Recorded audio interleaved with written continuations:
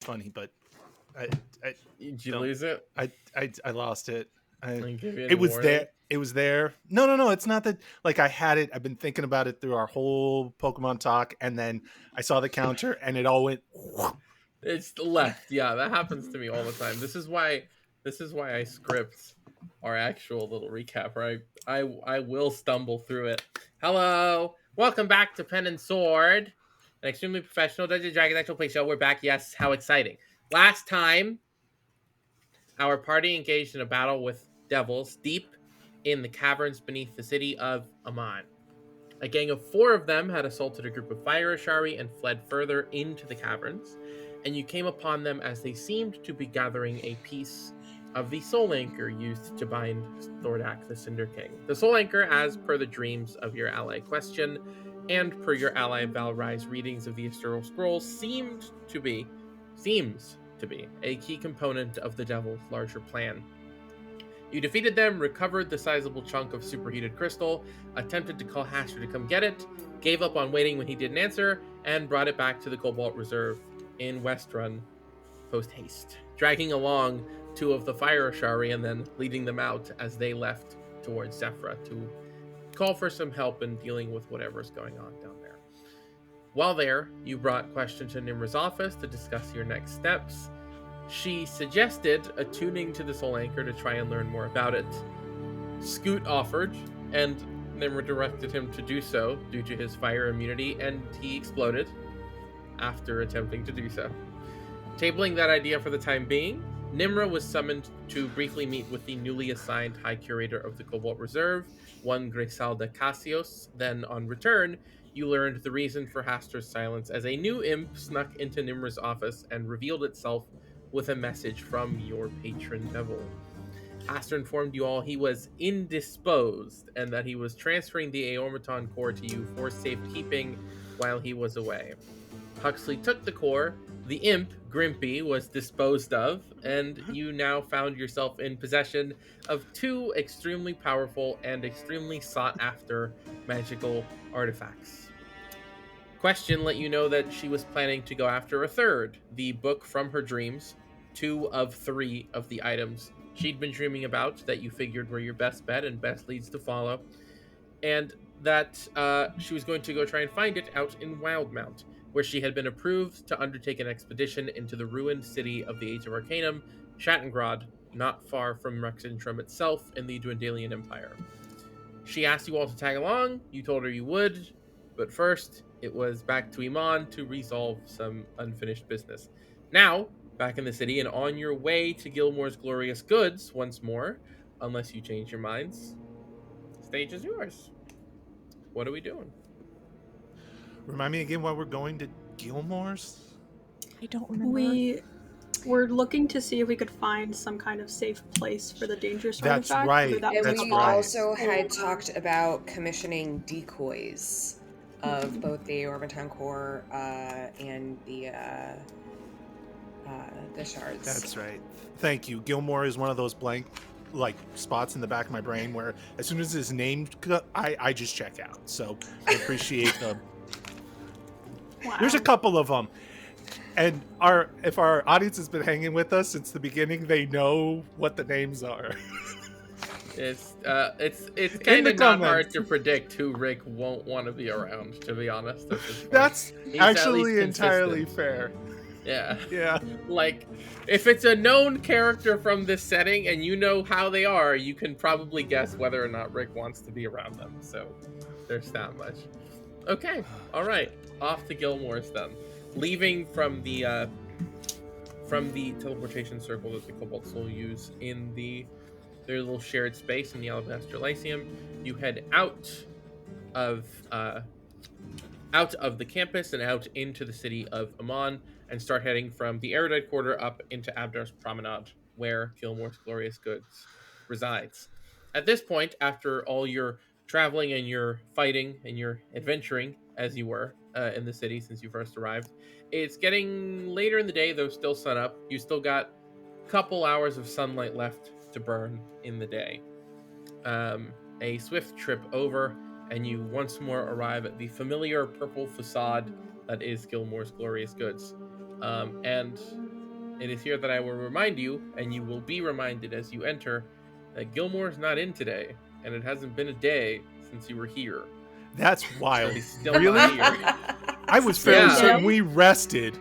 Guys, No. we're so good at this. You were We're so called good. to. You come in. Oh wait, he's not here. Right. Never mind. Really, Unless Ruby, it's something you else couldn't have done us that service last session. No. Let's let them get all the way there and then just screw the characters. We love I you. didn't remember so until much. right before we started. So It's fine. We wanted to talk to Alora. We still haven't talked to Alora. So This is Yeah. true. Yeah, we need to update her. Well, I don't know. We did a walk and talk after the island with the when we first met Hast. Are you sure it's been more than a day since we had that conversation? I mean, we spoke It's- to Alora this morning. So yeah, this morning, just I quit. insane. I'm done. I quit. I mean, like, I realized it when I stopped because I was listening back to last week's session just to Yeah. remind myself of anything major. And there was the point where Mac pointed out how many days it's been. And I cannot fucking believe that this campaign started in universe. What is it? 5 days ago? 23, 22, 21, 20, 19, 18. 5 days ago. It has been 5 days That since can't we be started right. this. Episode That can't 16. possibly be right. 5 days. Of course. And what's crazy, just fun fact for our audience, we, as has been mentioned, we obviously pre-record this. We pre-recorded several episodes before starting to have a bit of a backlog due to our crazy schedules sometimes, so that we could keep kind of consistently uploading even if we weren't recording sometimes. I noticed I was getting the footage of the map for last week to my computer, and there was another file on that computer of the fight with Kraith. And you know when it was recorded? April 12th. 5 days ago for these characters was in April for us. So the context is that it's late November for us as we record. yes, it is late November right now. It is 5 precisely days. November 24th. May I propose So- for all of our sanities, and I think we've already handled this, that we should take a long caravan trip. Just so we can have some progression of time. It does feel, because that's Gotta the go to trick with Shanghai. this. Always happens. Yeah, right. I mean, this is what always happens. You get so much more deep emotional investment in your characters and in your story because for you it takes months, but these people you met Melancholy 6 days ago. The amount of things we've shared with these people after only knowing them for 5 months, I have not told my colleagues of several years as much as I've told these people in 5 days. And in 5 days, and I mean, obviously in total in the group, in case you didn't watch the catch up, which you should, Rick and Mal have known each other in universe for I think 3 years or 2 or 3 years. I think it's been 3 because Rick has taken Yes. 2 year-long sabbaticals. Year-long jumps. Yeah. Yeah. Mal, Yeah. Rick and Mal have known Huxley for a year and a half, I believe, or 2 years now because of the jump we did after finishing that stuff. You three have known Nimra and Celiana for 2 weeks. a month? Yeah, weeks? yeah. Yeah, because you walked Yeah. somewhere. We You did. did have to walk Progression somewhere. of time. That was when you left Westrun That was before the first time. Yeah, that was before I knew that we could just teleport to Emon. So Yeah, so because you we walked from probably Westrun to could have just done that. which But then we wouldn't have found which- Rick. Yeah, then exactly. we wouldn't have found Rick. That's why it was a little bit of setup. Oh, But what a yes. shame. No, It took- but yeah, I have. And that was for like me, 4 weeks, I think, that trip. So for context, I am starting on session 23 today in my notes because I keep it all nice and labeled. Session 7, Side and Star, 8:37 PD, the 19th. Yeah, that was 4 days ago. Because it's the 23rd right now. And that's with that's when they go to the Alabaster Lyceum. Okay. All right. So we get to Gilmore's front door, realize we've been here 8 hours ago. turn around. And we all And kind of go look back. at each other and go, What time of day is it? It's Oh, about yeah, 'cause 2 we've been hours jumping before sunset. continents. Yeah, so like, well, you've only jumped the same continent. You went to "Oh, the same Western, continent." Okay. which is about 2 weeks to the right or to the east. Or East. one teleportation circle. Yes. So, not much time has passed since you finished the fight. But it is about 2 hours from sunset, so like about 4 o'clock. So, do you want to go see Allura? Is that what you want to do? If she's Guess so. awake. I mean, it's It's only 4 o'clock in the PM. afternoon. She probably hasn't left her office yet. Well, Yeah. Okay. Well, she's the when boss. you She last can saw do her- whatever she wants. When you last saw her, she was leaving her office, I believe. go to the and palace. She was going back to the palace. Yes. Yep. So. That was episode 1.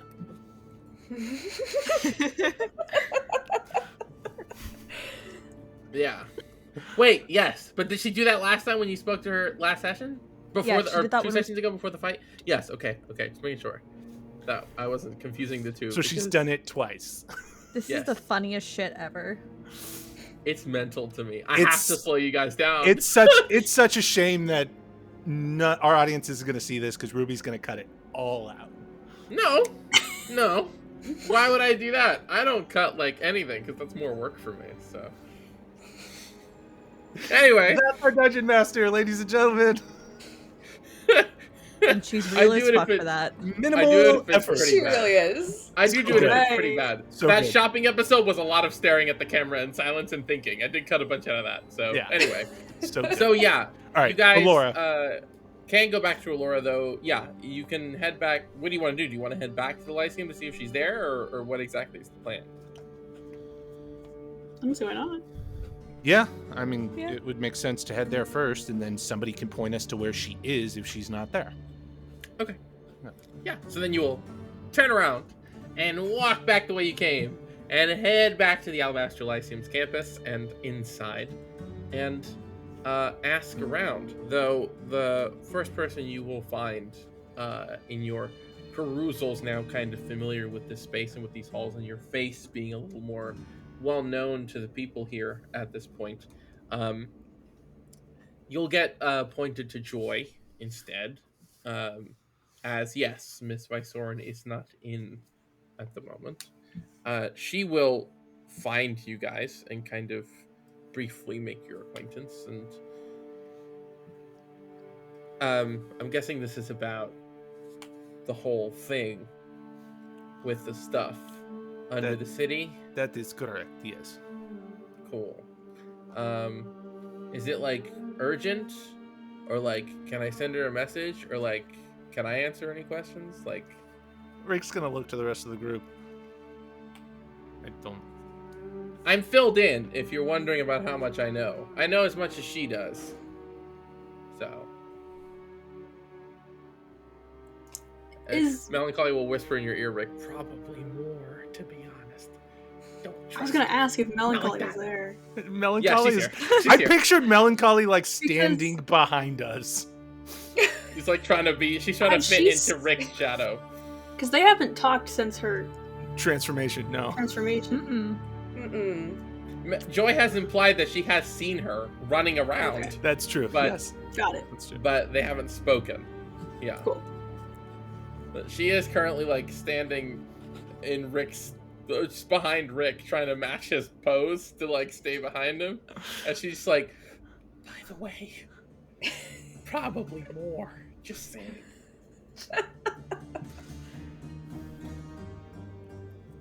She gives you a knowing look, Mal. She just kind of looks at you like, okay. I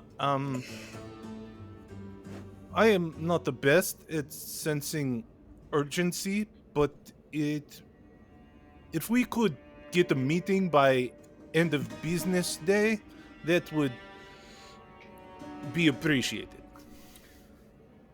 Sure, I can try and set that up. I don't know if she'll be able to, but I can ask at least.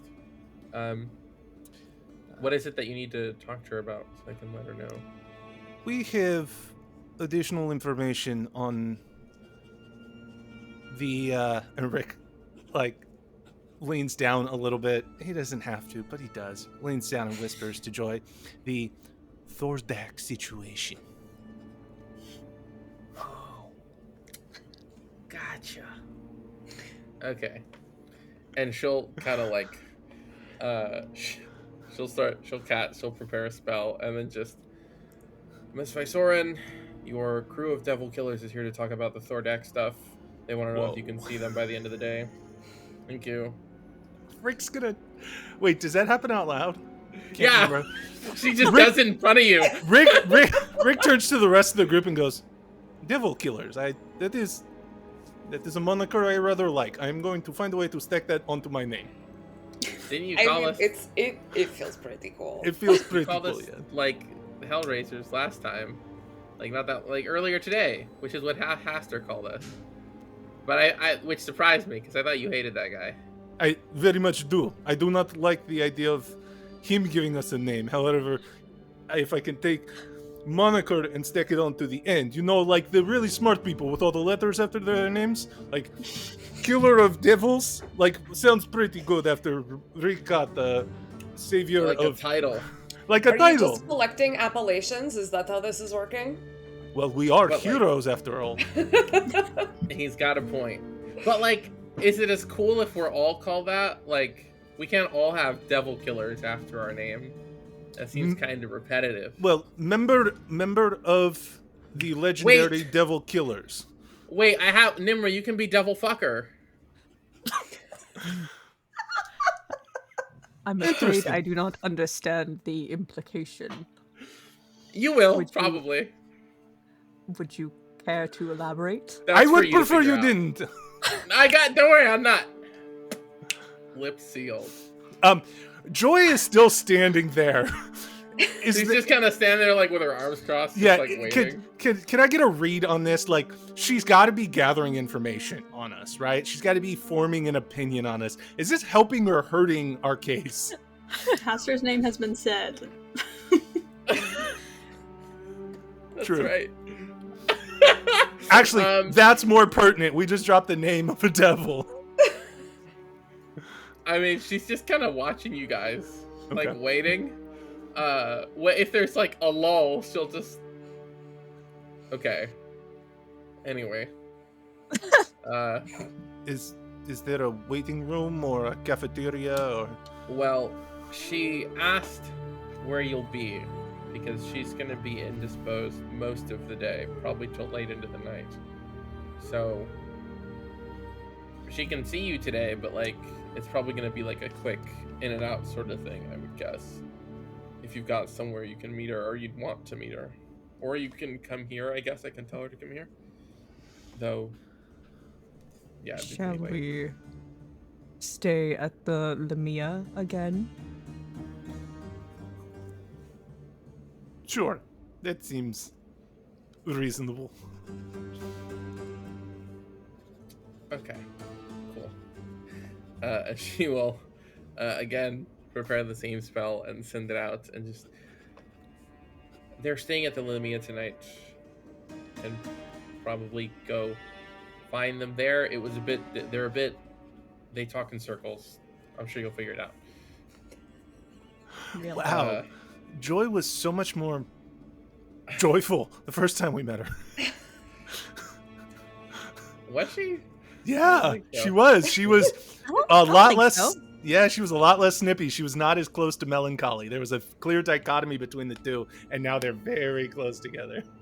Uh-oh. And, yeah, with that, she'll just kind of give you a quick bow, and just, well, yeah, she'll probably, you'll probably see her tonight, I guess. She'll find you. I'm sure she won't have trouble with it. So, anything else I can do, I guess, let me know, as it were. Okay, cool. Nope. I'll take that as a no. Thank you for All your right. help. No problem. And as you turn to go, she will grab Melancholy and like hug her from behind. Stupid fucking idiot. And then just let her go and just whatever. I don't care. Not listening. You're gone. And she's gone. And you're off. Unless you're going somewhere specific, I assume you're going to the Limia from here? Or... I mean, Is there anything else to do? Are we forgetting anything? I'm just checking. always. We're I'm always checking in with forgetting the group. something. I'm Yeah, I'd always love- forgetting. I'd love to get to a fireplace. So Limia sounds good to me.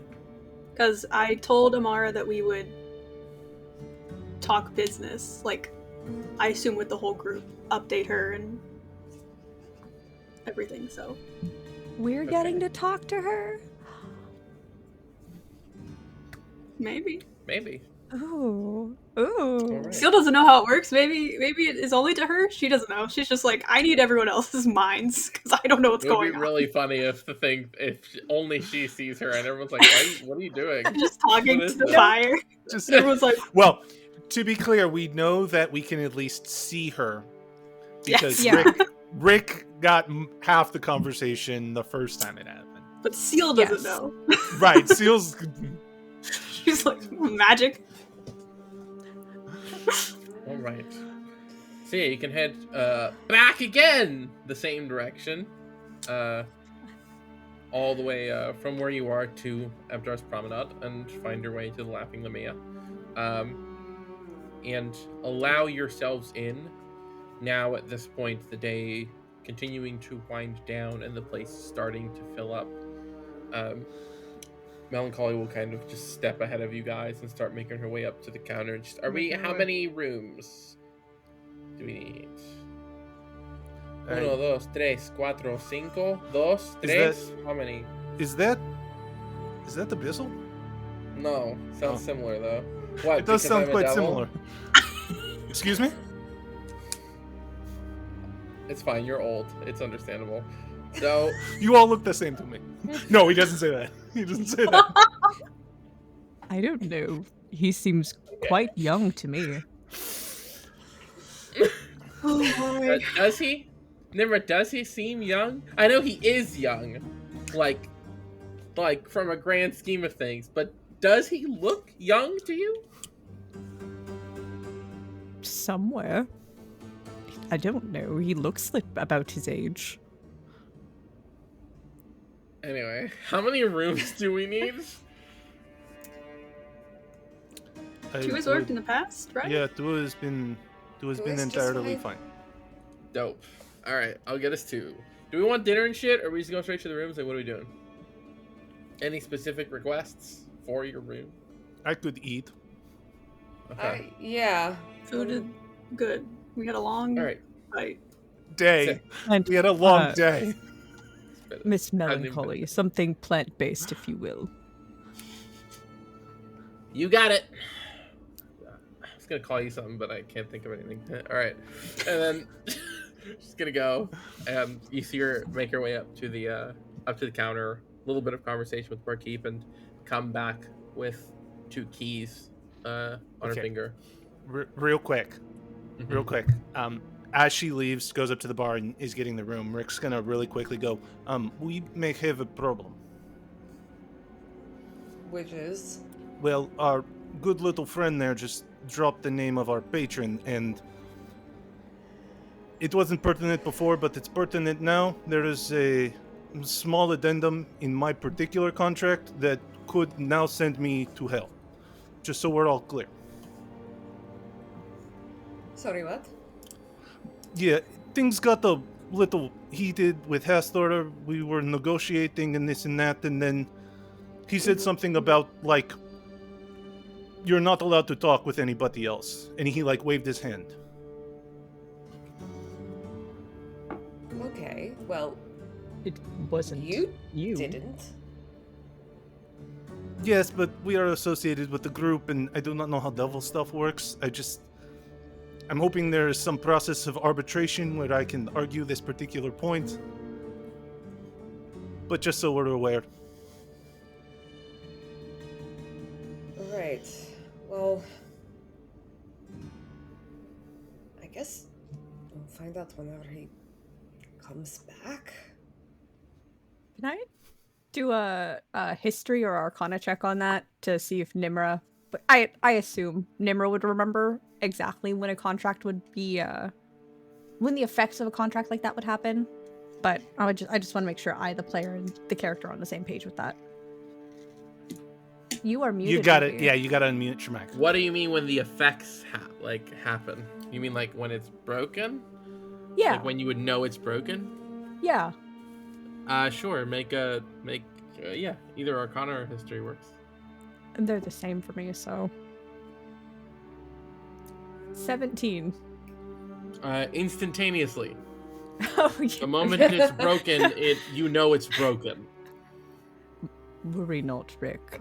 If your contract had been broken when Miss Melancholy had... What is that phrase? I've heard it a couple of times. Spilled the something. A slip of the tongue? No, she is talking about the legumes that make beanstalks grow. Beans! Spilled the beans.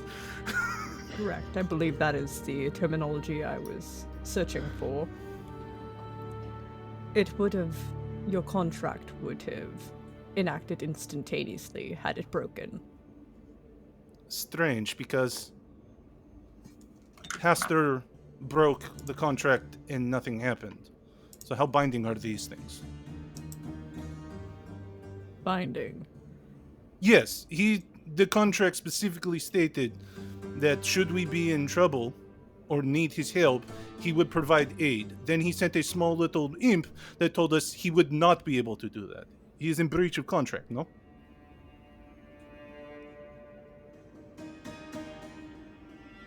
Maybe it's just me, the player, not quite getting it. I'm gonna go on a limb and assume that Nimra would, but can I also make another roll for that? You can certainly try. Thanks, Ruby. I love that for me. Well, see, what's problem. happening here is we're in uncharted territory where I followed a character's thought process and we're all going, does that track? But, I mean, And I that's just why we're like having using the DM elaborate. I just like using Matt's catchphrases, so it's another excuse. Yeah, Thanks, Mercer.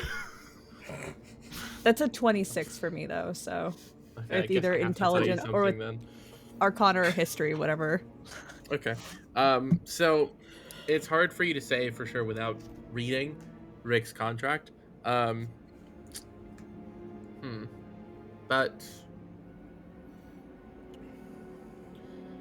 okay, there's no die for this. So just Nimra, roll me a D10, ignore a 10. Like if you get a 10, re-roll it. Terrifying, thank you. That was a 10. Haster's not going to show up 9. for another 10 sessions. 9. 9, Okay. yeah. Great. All I right. rolled the fucking 0 first, and I was like, alright, okay, so first thing I didn't want to roll. Okay. So over the years, you've done many successful summonings. Several of the devils most of them have been rather uncouth and unwilling to work with you to answer questions. They generally don't like being forcibly summoned in any sort of manner that you might have performed. But some of them are more conversationalists. Something you've very quickly and easily come to understand is their attempts to bait you into something or other, into some kind of deal or contract or discussion of a negotiation, something along those lines. So you've gotten some of them to talk before over the years. And you've done a surprisingly good job of pulling a good number of devils in the past, always under precautions, and thankfully none have gone too wrong, though you have found that you should probably be pulling less powerful devils more often than more powerful ones, but you have managed to pull a devil or two from every layer, which is what the roll was. To see what the deepest you'd gotten was. So congratulations. Nimra's pulled from the 9th? Yeah, Damn! at Well, least I mean, once. Nimra's also pulling an archdevil, so like Okay, yeah. So Nimra's got game, even if they don't want to admit it. Specifically devil game. That's Specifically devil game. That's all you need right now. it. Catnip. Nimra is catnip for devils. I love that for them. Absolutely. I love learning All new the- things about my character. All the preamble out of the way to say that in these conversations, if you had to guess what might be the case here, again, this is a guess without reading Rick's contract specifically. There's really only two explanations, reasons why this could be the case.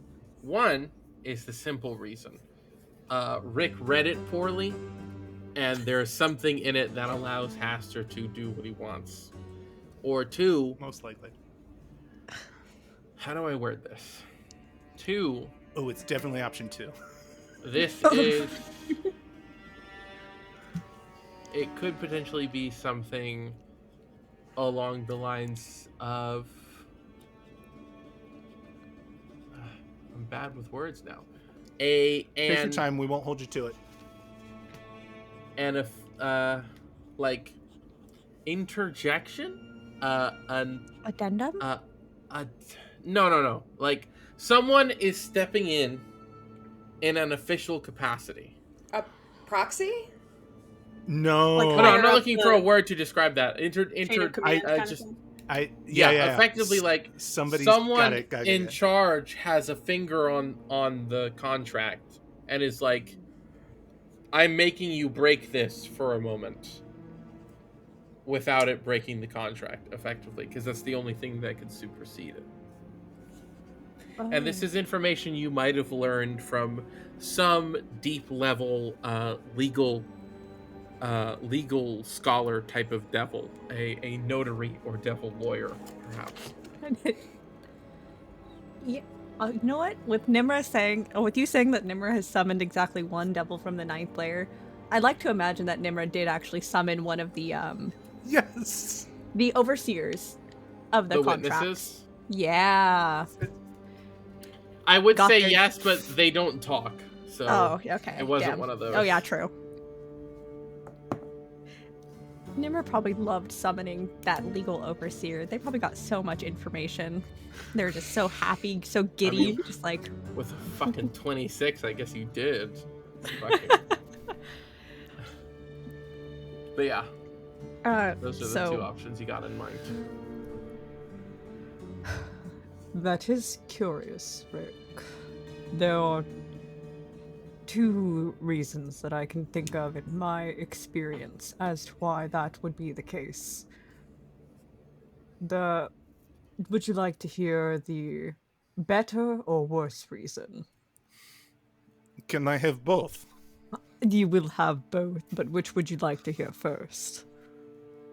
Is one of them my fault? Potentially. Give me that one first. There's always the option that you did not. I don't doubt your intelligence. I'd like to preface by saying this, but devils are known for being manipulative and being very good at covering their tracks legally. There's likely a loophole that you might have missed when reading and perusing your contract. So what's the other option?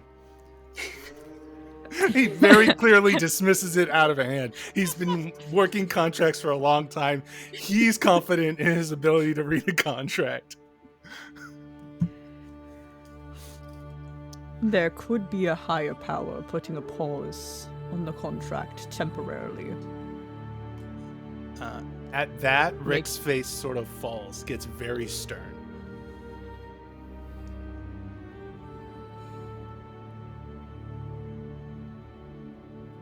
That is it? That is all you know? In all of the devils that I've summoned, you should be lucky that I have managed to summon a lawyer of sorts, at least once, to get this sort of information. Very likely this is... The reason that he cannot help us is much above his own pay grade. Yeah, that is what I'm worried about. Devils and all their rules they must follow. How boring. Always getting in the way of the fun. As the party's watching him, Rick goes from stern. There's a slight smirk that crosses his face as this voice enters his mind. Sort of a small spark of fire in his eyes. And he goes, "We get to climb the chain at some point. Very fun."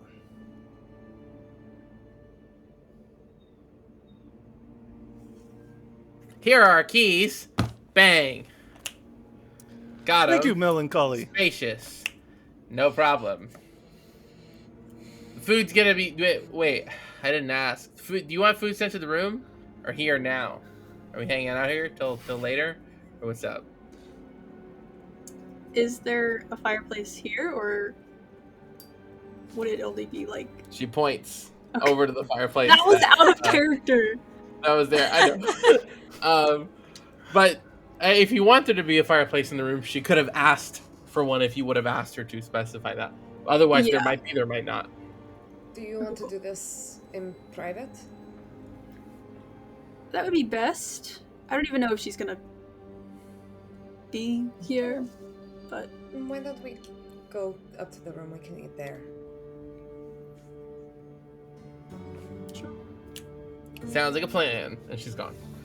And then she's back. All right. Got us sent to the room with the fireplace. So, whenever we're ready, we can head up and do our business.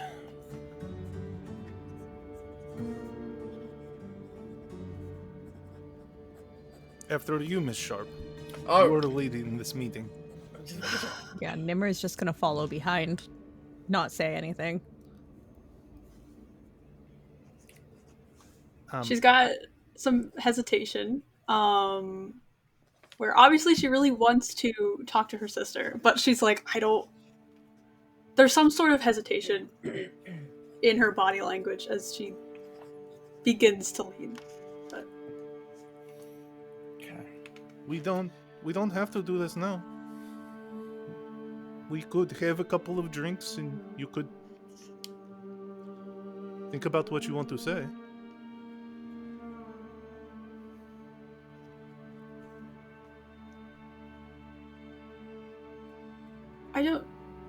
I think we need to talk it through with her. I don't know. I think this needs to happen.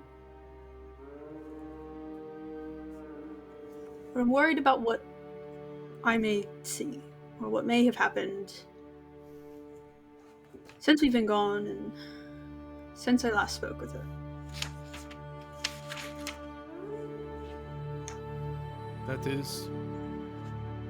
That is fair. There is no other way to put it. We are, actually more accurately, she is in a very precarious situation.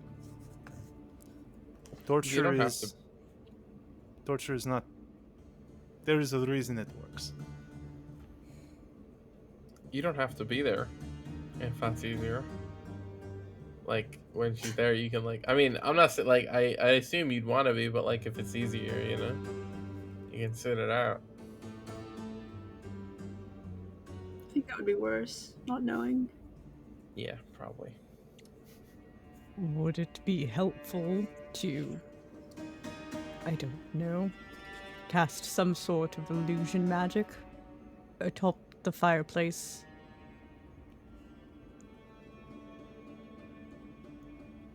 Make her Like, look. to dress her up? Perhaps. Give her a little... Can you give her a little hat? Sorry, not the time. If you describe it, I don't see why not. A fez. You've seen fez? It's I feel funny like there's because, cups for your head. Because I'm pretty sure it's... I don't remember if it was Huxley or if it was Mal that had prestidigitation, but I know it's not Nimra. Okay, yeah. I thought I remembered. I think they both do. Wait! Everyone, I forgot to say, Taco's not here today. In case you didn't notice. Wait, what? This whole time I just thought she was... I lead with it and I forgot! No. Sorry. God. I was like, anyway. Whack. Talk Actually, later. She wasn't feeling well, so everyone say you miss her. Anyway, Down in the my bad. comments. We You'll miss all you, see it Sasha. months from now, but down in the comments. Yeah. Uh, so I don't. yeah, you can. I don't think she needs a hat. You're right. No, that was my bad. Hats. No, I think Funny hats make things easier sometimes. it's probably. I don't know. It's probably important to know. I should just deal with it. So, I guess there's no real use putting it off. So, I would like to do it as soon as we can, but that might just be because I'm nervous and I don't want to wait Well- in this. Sometimes it's better to just get it over with. Okay, then. And Rick motions to, if memory serves, upstairs is where the rooms are. Rick motions to the Yes. staircase. After you, Miss Sharp. Right. Here's the key. Thank you. You're welcome. All right, and you guys can start heading up, down to the end of the hall on the second floor, similar place to where you stared before. Huxley will go to bed though. Huxley is tired, and Huxley does not feel well. So Huxley will take the other key. I'm going to bed, and off into the other room. Tell me what happens, and he will retire for the evening. And you all can head into the one where your food will be sent. Gather around the little fireplace that it has. It's near the very end, and Small. sit and gather and do your thing. Small caveat. Rick is not going to go right up to the fireplace. He's going to post up right next to the door, just to make sure that, like, most of the time room service knocks, but he's been in enough seedy taverns where people just walk into rooms. Sometimes drunk people who think it's their room. So he just wants to make sure that we're not disturbed. So he's still in the room and he's still listening, but he wants to make sure that nobody just wanders into the room. I've been there like several times. And The you get one- wasted, the all one- the numbers get blurry. The one Looks the wandering same. into the room, or the one being Yes. wandered in on? Both. Usually the wandering in though.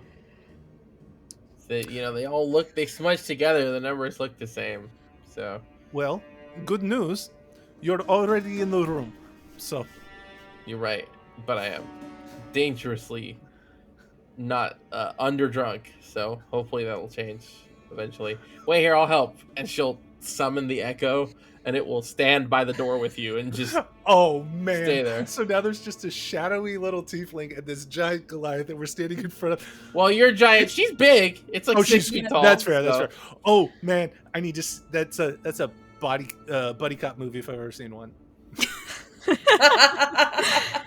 You're so And- correct. Shadow Melon. She will, for her part, sit across the room, like from you guys, and just kind of like sit down and just stare at the door and just wait and just. As soon as they come in here, they're dead. Unless we want them in here. Should I be prepared to swing as soon as it happens? Wait, Or like, wait, what are we even waiting for? What's this for? No. They're bringing food. I just wanted to make sure that Oh, drunk fuckers don't wander in while we're talking to oh, a prisoner of the hells through the fires of the you're right. I thought we were waiting for like bad guys. No, you're right. You're right. Are This you is a bit itching- overkill then. Are you And she'll- itching for a fight? She'll take the echo back and get up and just no. I misinterpreted. Don't worry about it. It's fine. I'm gonna hang out by the. I'm sure you got it then. I'll hang out by the fireplace then. Yes, over I think Mel. It might be good for her to see you. Me? Why?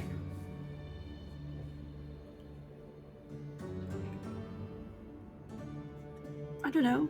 Is she like single?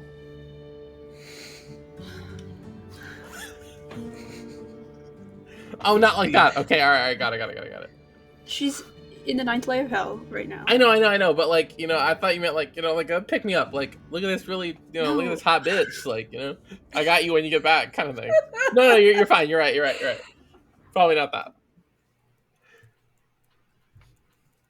What did you mean though? Really? You're Rudisborn. She's apparently Rudisborn. Right. We've I talked still don't about get why that would help, but you've got the weird things. So true. Yeah, you're right. Agatha. Yeah, true. I don't That's know. right. No, you're right. That would probably. Is she smarter than me? That would probably help. Who? Amara? Yes. Yes, she's the smartest person I know. Okay, cool. All right, cool. Then we're good. Then we're fine. I'll make sure to like hold on. And she just sits in front of the fireplace and just like kind of positions herself so her like scarred up arm is visible, but she's very obviously flexing at the same time. And she's just gonna kind of like that in front of it. Like this will help, right? She'll see it. Cool.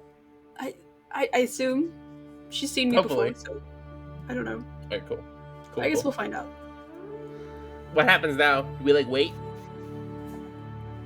Yeah, I think. Mostly I just Okay.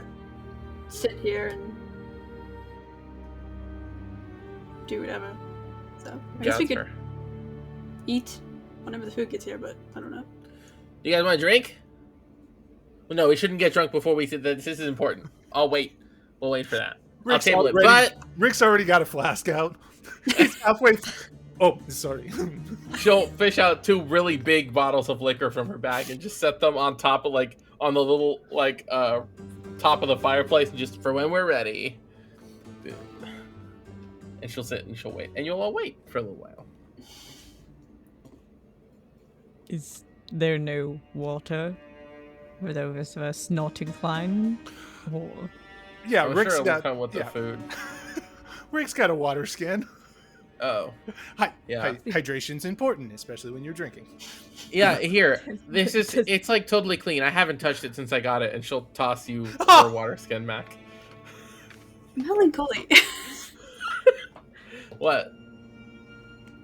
What'd I do? I'm helping. I'm being courteous. I'm Yes. curious. Does minor conjuration, could you conjure a water skin full of water? Because Nimra Probably has a water skin, but It's not just full empty. of water. Okay. Yeah. Kinda Considering that defeats that's the like its own purpose of- spell. Yeah. Yeah, it wouldn't create the water. I thought so, but it's always good to have clarification. Wait! She runs out. Rick, let me out. She leaves the room. Yeah, Rick doesn't stop her. Although Rick does poke his head out to see what the fuck she's doing. She goes into the other room, and a few minutes later comes back with the alchemy jug. Huxley's out already. I got it.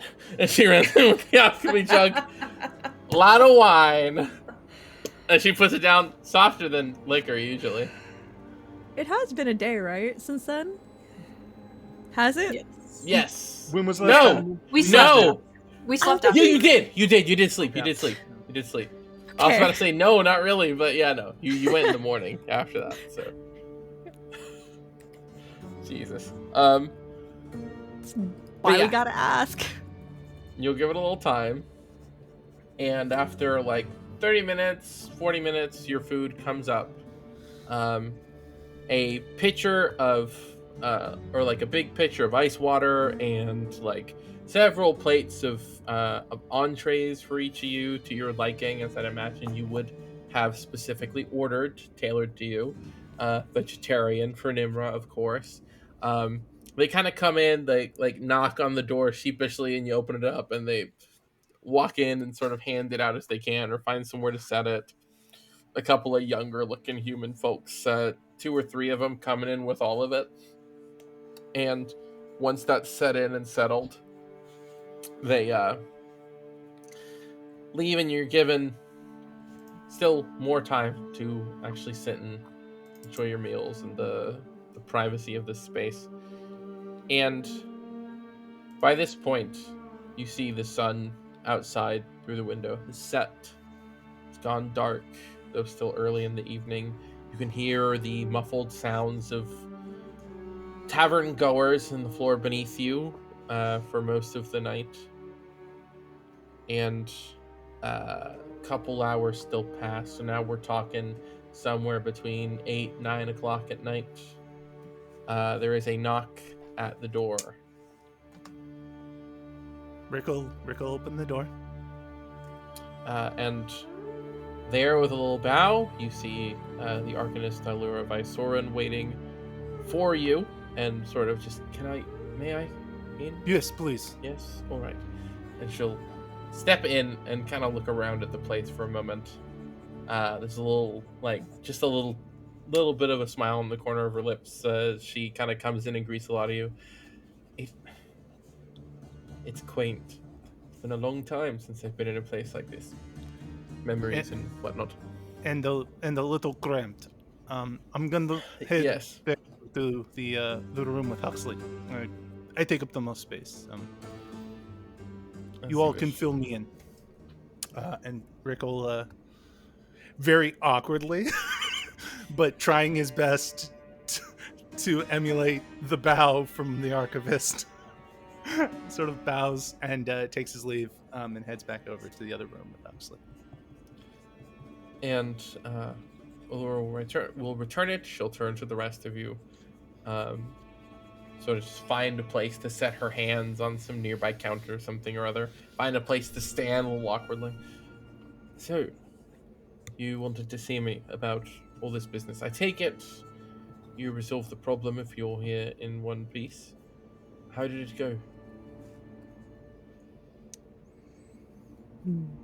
I believe it might be best. And Nimra is going to look back to the only other two people in the room, Mal and Seal. Mel's here too. And Mel. Oh, Mel is here. Okay, so it's three important people in the room. We know that Mel is there because Mel is going to chime in at some point and make the situation different. I'm trying to think of what's the best heat resistant thing that Nimra can conjure to put on the ground, so that way the We don't burn a hole in. Yeah, so we don't burn a hole into the wood. Sorry, no, I'm just picturing a bunch of drunk guys playing poker at a table down below. Just I can hold it if we need to. No, I don't think we need to do that. That's why I'm looking into little scoot table. Just scoot. I can if we need to. Alright, so Alright, so it looks like world's most heat resistant material, tantalum carbide and hafnium carbide, withstand Is Nimra packing either one of those? Nimra is gonna do a minor conjuration and hope to God that this works. How big how big can it be again? Where's Felix when we need him? Checking. You're right. Where is Felix? No larger than 3 feet on a side, and no more than 10 pounds. So 3 feet by 3 feet. So 9 square foot. I guess. Yeah, you can lay that out. Though for her part, as Scoot comes up on your shoulder and asks to help, she will just kind of flick a finger and he'll fall and turn back into an imp. And he will, and he's frozen. You have a straggler. Familiar. Oh, is that what it is? Would have been good to know. And she releases him. Ah! Fuck! You so rude to people you don't know all the time. Damn! He's occasionally helpful, but mostly entertaining. Scoot, we perhaps have to work on your people skills a bit. My people skills? Fuck, am I supposed to be nice to some bitch that just zapped me for no reason? I could pop you like a balloon if you'd like. Hey! I'm helping these fucking people! Shit. Alright. What's up, Grandma? What are you here?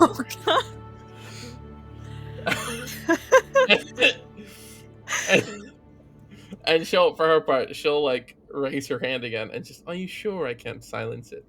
Is it really helpful? Is it important to be here right now? Yeah. I ask myself that with a degree of regularity unbeknownst to everybody here. Don't worry. I'll be quiet as a church mouse. And he'll Temple just sit down. mouse. But Curl by up this his, point, tail. by this point, Nimra has set down the allegedly heat-resistant surface, and will ask for the two Now- big strongs in the room. I mean, what the fuck is the thing you put down exactly? Like, I'm not totally clear. You listed a chemical compound, and you're like, Yep. this is heat resistant. What the fuck does that mean? Can that be made into something like that? Are you is this something that exists in a solid form? What are you? No, does. you don't get the shrug, or I'm gonna put it down and it's gonna go right through the floor. You gotta tell me No. what it is. It's a metal. A metal. Okay, so it's like a Yes. sheet of metal that you conjured. Yes, it is a sheet of metal. Okay. Wow. That- Ruby couldn't just let you have that. No, that's No! fair though. Of course not. That's fair. I just let them have the fucking entire dinner of minor conjurations, okay? That's something. Just because that one was funny. It will never happen again, don't worry. Well, that's a shame. Oh. Yeah, listen. Speak for yourself, Mac. Rick is determined. I don't know who gets the next dinner, but it's happening. Yes, so with this, it essentially all that is just an incredibly heat-resistant metal. I think the other thing that we could do if we wanted to, like, not have to worry about that still, I think platinum still has an incredibly high... I think it's platinum. Otherwise, you know. What I'm wondering is, like, because I mean, like, realistically, I can't imagine you can do shit like summon platinum, because then what's stopping you from just giving yourself a ton of platinum money all the time? It disappears. It goes away in an hour. It just isn't right. Just disappears in an hour. Okay. So okay. you Like, what is the can, limit on that? if you're just a scoundrel, If you're quick enough. Yeah. Yeah. you could summon platinum, buy something, and then Mhm. flee town, and then it disappears in an hour. And the only reason I know this is because I've done it.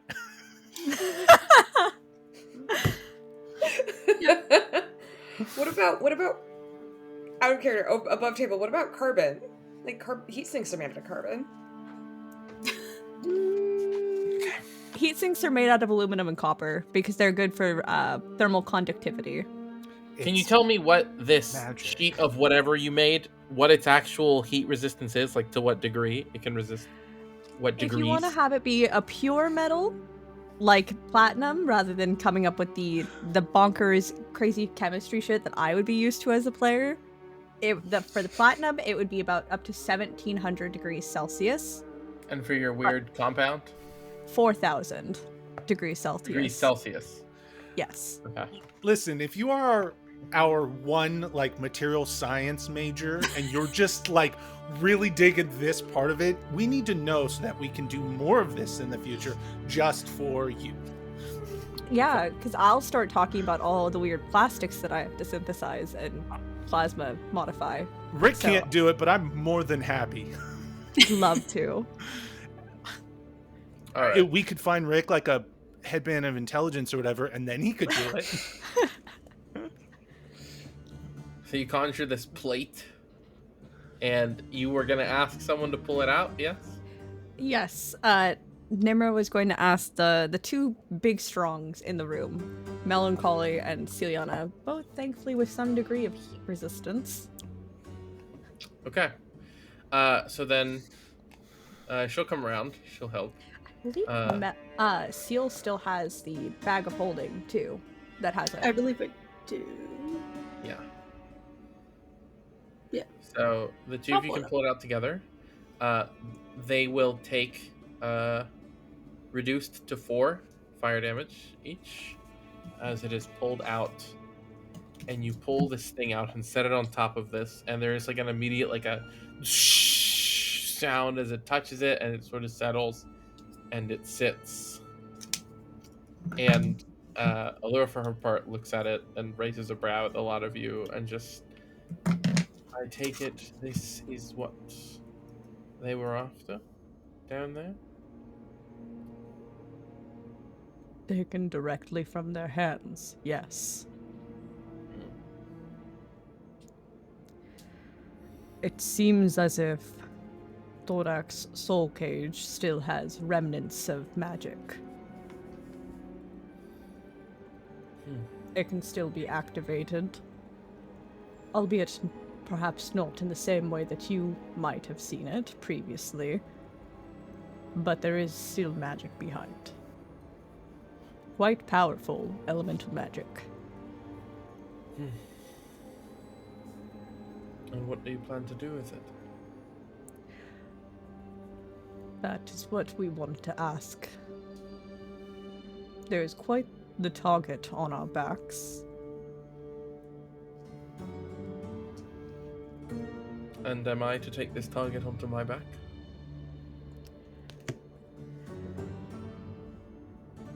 Nimra is going to look to the rest. We don't know, hence the conversation. Well, I have some places I could probably keep it for safekeeping, if that's what you'd like. If I'm going to do so, though, I need to be fully aware of what exactly might come looking for it. You all have neglected to give me at least a certain amount of details about your endeavors and what you're doing. Other than that, devils seem to clearly be involved. Of table, I thought we talked to her about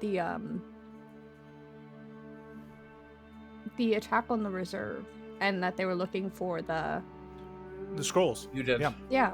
Yeah. We talked to her about that. Mm-hmm. Yeah, but you She's didn't tell her. read in. You didn't tell her about why, like what they were, like what you learned about the scrolls. We don't know. Or- We can't Well, I give her mean, like information. you can't confirm, but like what you've figured out about them with Valrai and Yelika and the others. Anything about what Question's like doing or how Question has tied the crystal That's true, into we this and all didn't. that. That's That is true, what we she didn't. doesn't know. Got it. Okay. And I presume it is quite serious after what happened at the reserve. If That I'm is going correct. to put it somewhere, I already assume I'll need somewhere with better defenses than the reserve, which is not easy to come by. So, what else can you tell me?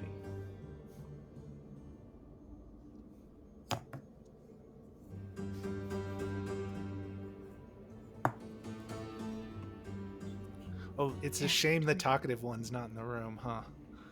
It is. It is Because quite Rick the would shame. just start spewing. It's almost if I saw this coming. Yeah, I know. Crazy. That's the first thing I thought of when Rick left the room. I was like, Yeah. oh, fuck. Anybody could have stopped him. Yeah. But Then who what in do this you party think we would? should continue spilling those beans? It seems there's a couple of these magic item things that are very powerful that they're looking for. All right. I assume this is We're one trying to of stop them. them. Mm-hmm. And do you know what they want them for? Not Not really. specifics that we have conjecture, ideas, but we're not much less in the dark than you are.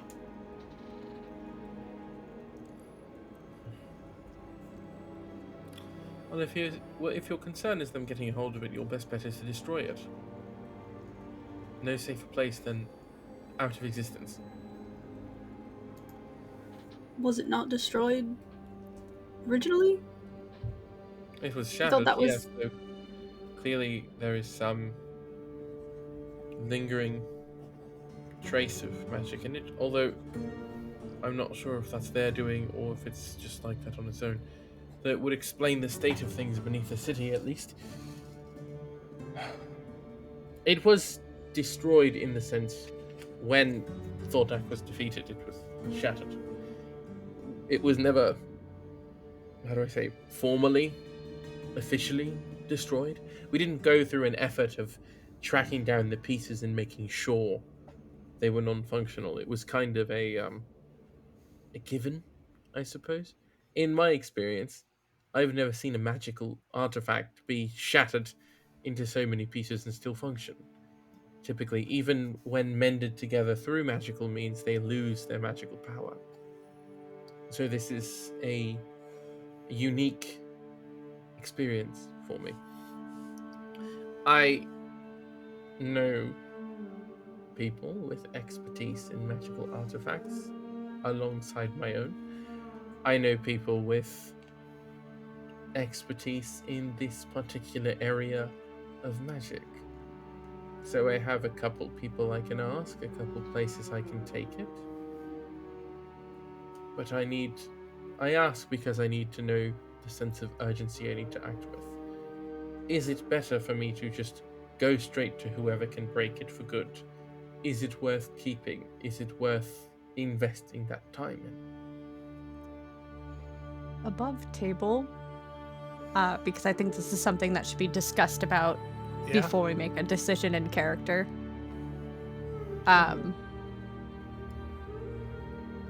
What are you guys all thinking? I know I'm personally on team. It's probably better off destroyed. I am definitely thinking the faster it's destroyed, the less chances of something going terribly wrong in the meantime. I don't think we have any cause to use it or any reasonable means to use it. Yeah, but we don't know that. And the last time Question dreamt about a particular object, it saved a demigod. I don't. Now, with think that we being can said, risk, go ahead.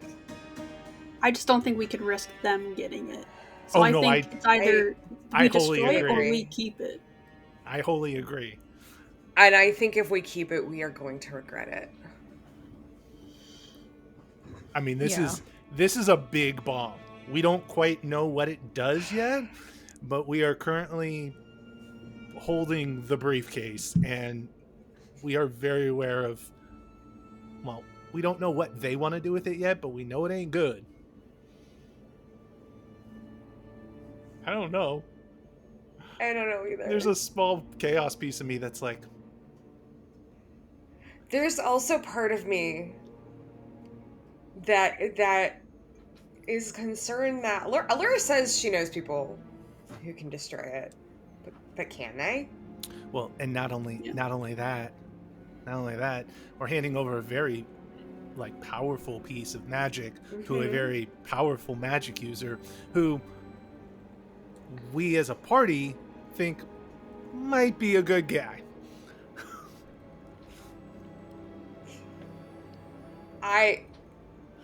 All that said, I still think we need to do our best to see it out of existence.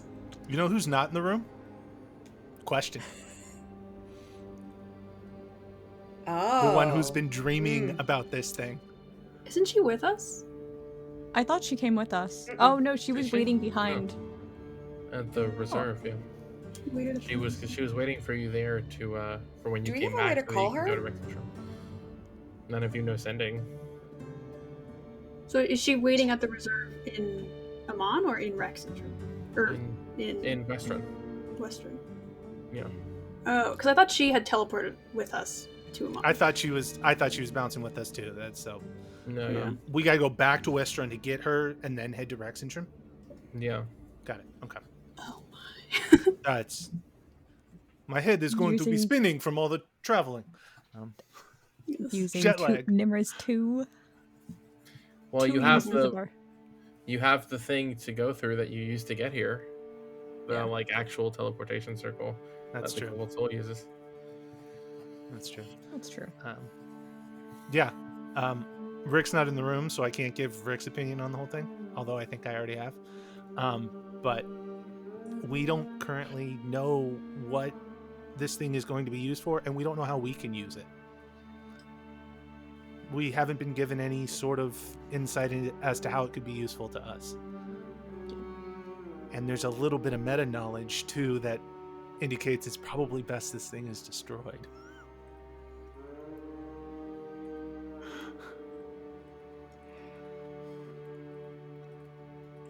So the question becomes,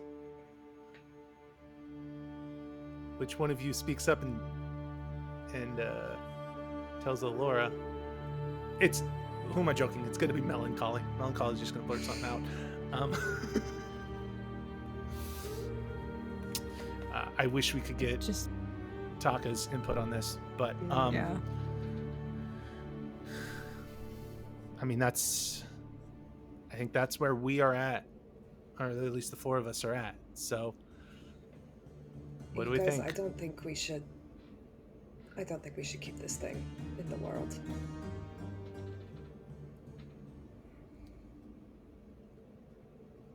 I'm inclined to agree with you.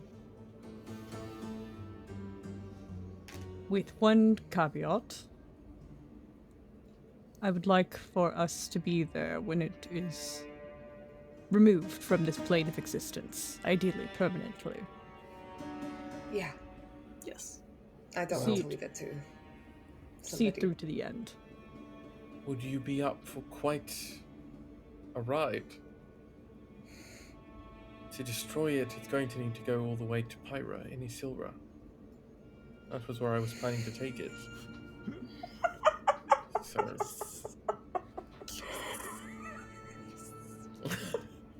all over the fucking place. Assuming they're prepared. For our audience, the reason we're laughing is because we did have a conversation with Ruby that we're not allowed to go to Pyra because it's the one place she doesn't have one the of reference the two book for. continents that don't have a source book. Marquette and Isilra, and it's in fucking... I thought it was here, and then I noticed that Terra's the one that's here. Pyra's in fucking Isilra, so I don't have a source book for it. I'll make it work. If you guys want to go, I won't stop. We're gonna, right after this is over, we're gonna spam Mercer, and just see if we can just get Hey, listen. Just a page. Just a page on it, listen, please. We're doing a campaign adjacent in your world. We're loving every, but I'm stealing all your shit. I need more of it, please. Something. We could unveil Pyra. Matt Mercer, we could be the ones to unveil. Haven't they been to Pyra? They've been there before. Yeah. Campaign 1, I think? Yeah, okay. Mm-hmm. Oh, I gotta go back and watch it. Alright, anyway. If you're ready for a trip, I would need to reach out and only Pyra? There's nowhere else? You don't have any other connections to someone who can destroy magical artifact? Can we destroy magical artifact? They would be best equipped to handle this in particular. If you want to be most sure that it will be gone, that is where I would take it. To answer your question, Ciliana, I am versed in creating artifacts, conjuring them up. I am not versed in destroying them. I will not speak for Mr. Rose. I'm assuming he is in much the same position. And we are the two most practiced magic users in our group. Miss Vysoren more so than I. It takes a great deal of power to destroy a magical artifact, typically, especially one of such a degree of power. And additionally, well, like I said, Pyra, with what the people of Pyra are especially well versed in handling, the Ashari there are our best bet to make sure this thing stays gone. And not the people of... not the ones who are helping us underneath the city? Yes, they are the Fire Ashari. They are from Pyra, but they are a group of, I mean, not to be rude to them, but small-time firewalkers. They're responsible for what they do here, But what's going to be needed to destroy something like this will need to speak to those in charge.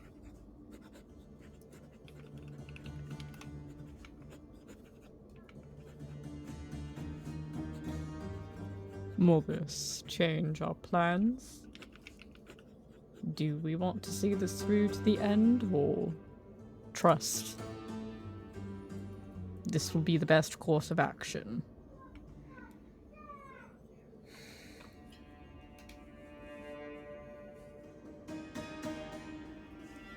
We're adding on too many things to our journey. I can handle it if you are occupied with other work. I can get it taken there, I can get it dealt with. If And you like, trust these people? I do. Implicitly. I can have it taken there. If you'd like, I can arrange to come fetch you when the time is right, when it is about to be dealt with. If you'd like to be present, you don't have to be along every step of the way. Or I can just deal with it myself.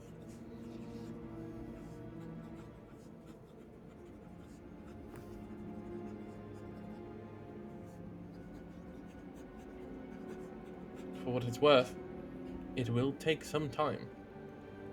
I will need to reach out, we will need to arrange for it to be done, it will need to be transported, and I have business to attend to as well. It won't be an overnight thing.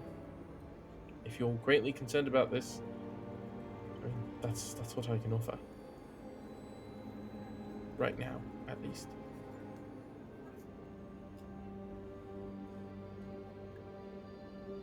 I think you're right, Seal. We have so much that we need to get done. We can see it destroyed, but we don't have to go along with it, do we? It'll take time out I don't think we can afford.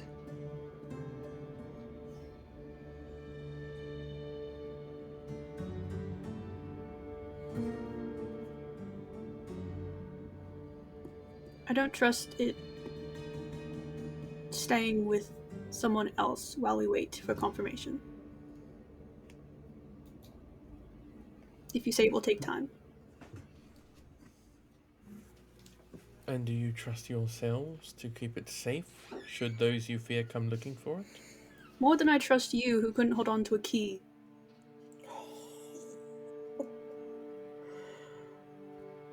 Then why exactly are you here asking for my help? If you have so little faith in me.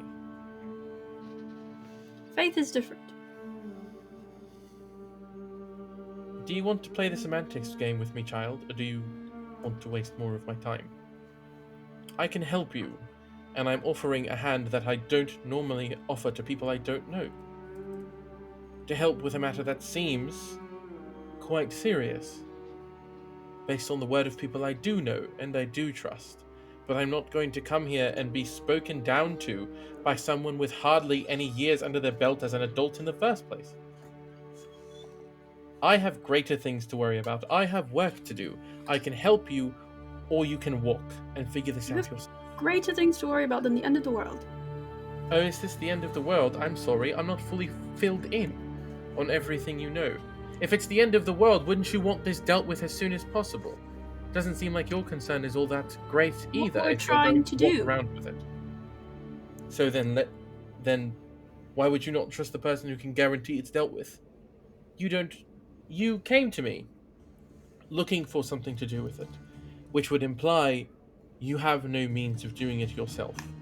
So you'd rather take it with you for who knows how long, to who knows where, at who knows what risk to yourselves and to this object, as opposed to allowing me to take it and get rid of it because you can't be there the whole time.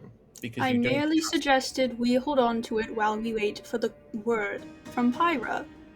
And then you can take it to teleport or whatever.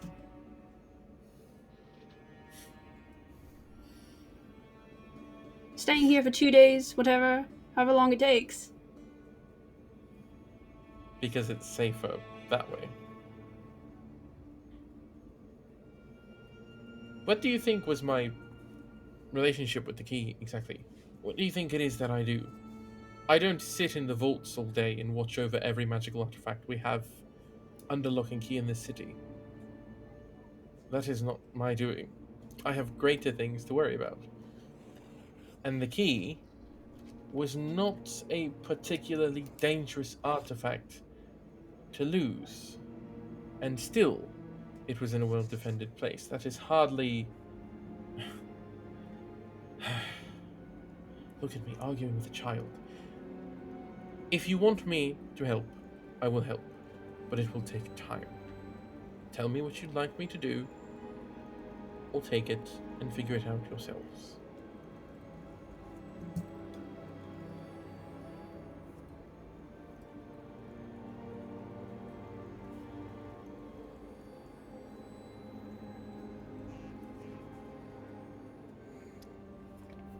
We can hold our own, and we do not have the plentiful resources that Miss Vysoren has at her fingertips. Frankly, we were one of her resources. She has many more connections than most of us can dream of. And she is doing us a kindness, speaking to us outside of her working hours to help us figure out a problem that it is indeed a serious issue.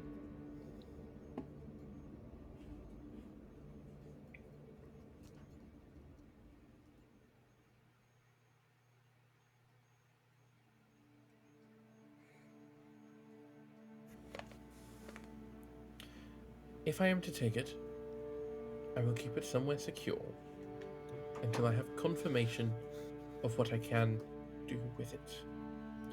Once I know, it will be right on its way, as quickly as it could possibly get there. And then it will be dealt with, and the problem will be solved. If that's what you'd like to do, I would recommend allowing me to do so. Forgive me for not being able to do so tonight. Unfortunately, that is not the way the world works. So, do just let me know. But let me know now. As I said, I do unfortunately have business to tend to. It comes with being a part of the council, government, and the like. Unfortunately, my days of freebooting at about the continents as an adventurer are long behind me. I don't have as much wiggle room. But if I know exactly what I need to do, I can do it. Sorry. It's our best option. Out of everything, even if we stay here 2 days, that still slows us down. We can hold our own, sure, but it'll take at least a little bit of the literal and metaphorical heat off of our backs while we take care of all of the other things that are pressing on us. We're being offered help, we should take it. I have found that I personally was never one to reach out to the hand that was offered. And look where that went. Some delegation might do us good.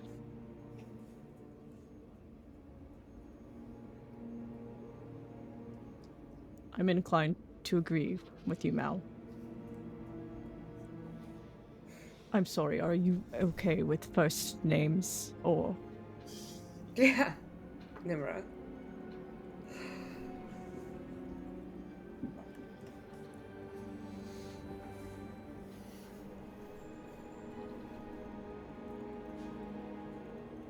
Melancholy, you've been awfully quiet.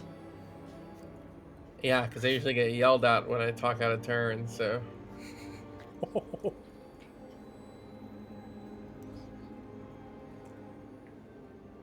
I think we should do whatever you guys want to do with it.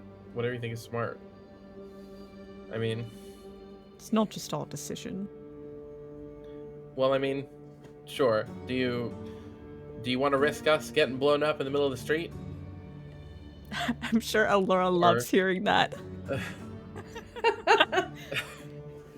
Or do you want to, like, make it her problem?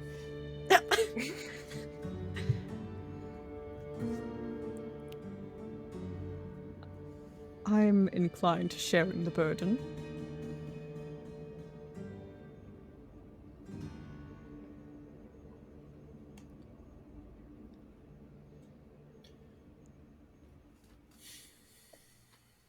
So,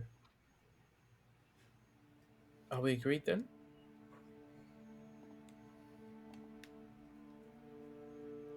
I don't know, are we? Are we agreed? Are we? I think so. Okay. Ciola's too stubborn to say it, so she's not gonna say it. We are in agreement, Miss Visoren. Thank you for your time, for meeting us out of your busy schedule to help us with a problem that will hopefully not continue to plague us for much longer. Okay. Mac, you want me to do it or you to do it? A D100. Oh, I don't know. I guess. I can do it. Okay. Yes. I just want to hear the glass dice together. Little penance All for it. right. That is a 50 exactly. Okay. Ooh. You're good.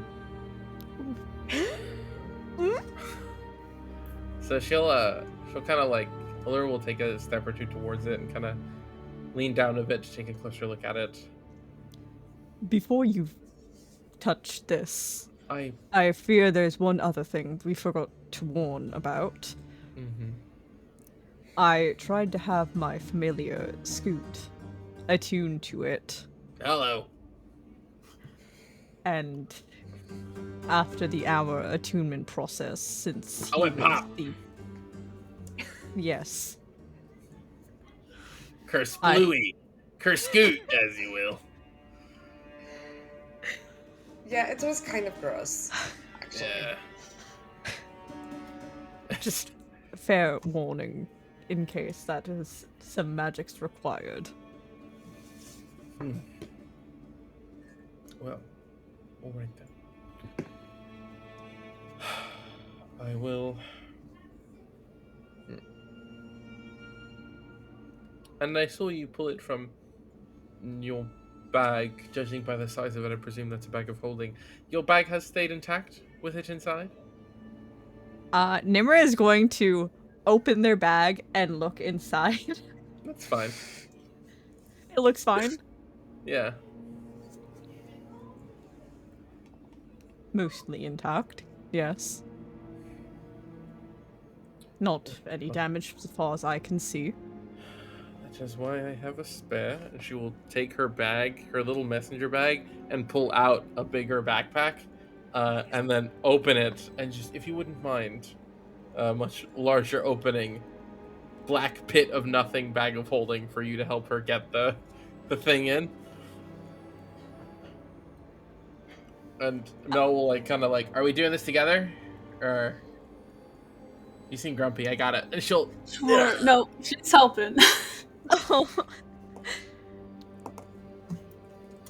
12 reduced to 6 points. As you lug it and try to get it in the bag, and she's like trying her best not to get her fingers on it. And you get it in and it disappears. And she closes the bag. Alright. I will have this stored. Keep an eye on it. And I will let you know. I will reach out to the flame speaker in the morning and see where we go from there.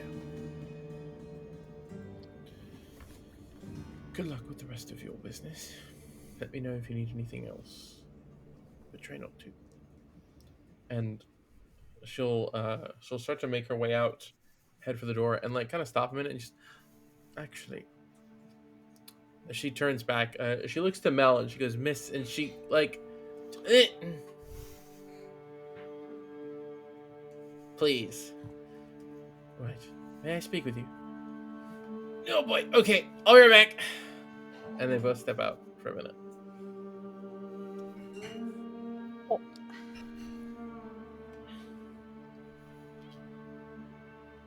Interesting.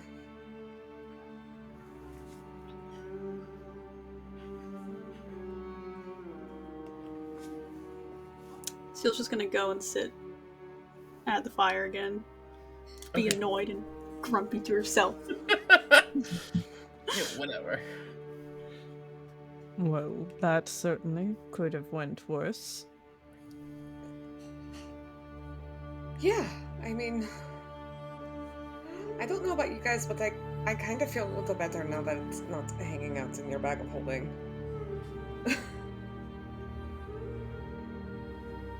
I am inclined to agree with you, Mal.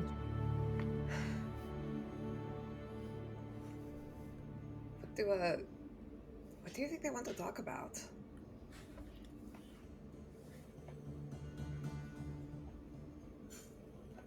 I mean, if we're doing conjecture, her sister is her employee, so I have to assume it's something related to that. Yeah.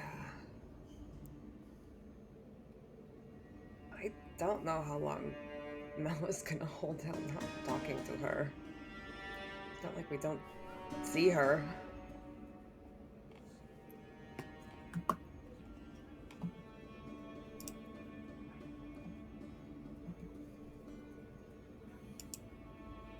What is Rick doing with all of this? Yeah. what He's are just you- outside. Yeah. Oh, So were you outside the room? That's very. as soon- I need to know that. as soon as Mel and Alora step out of the room, Rick is standing right outside the door, Oh, and he kind of Okay. he smiles and he goes, "Thank you, Miss Visorin. of course. I will give the two of you some space." And now he will move from his normal position as hall monitor, which has been established. This is always the way he sleeps, and he will, in fact, actually enter Huxley's room. Okay. All right. Got it. Ear to the Is that door. all you're doing? What Ear are to they the door. talking about? Okay, then make a perception check. All right. I was hoping. If he didn't do it, I was gonna. Well, we're in two What's separate the fire? rooms, so theoretically you still could. Yeah. 26. All right.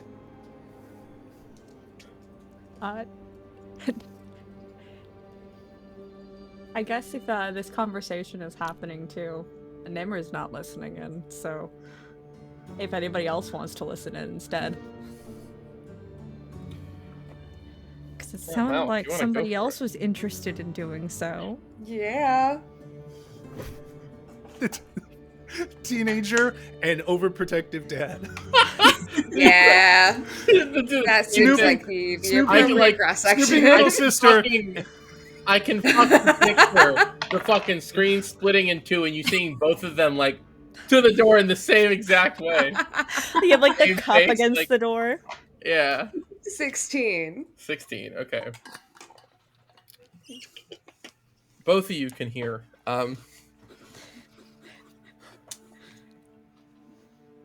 Do you have a moment? Well, I mean, you dragged me out all dramatically. Well,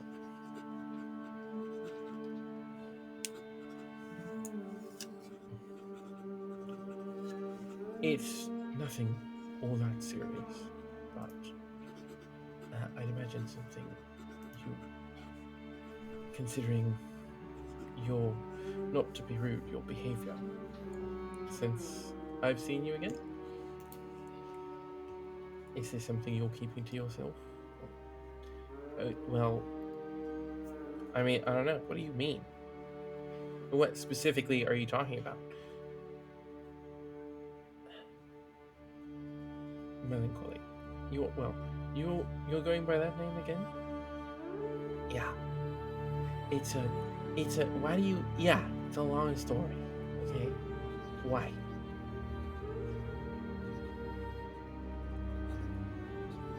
Well, I'm just making sure I'm not crossing any boundaries. It's again nothing all that serious, but your absence has been noted. So, I mean, do you plan to make a return to your calling, as it were? That's a bit dramatic, but I don't really want to. Hold on.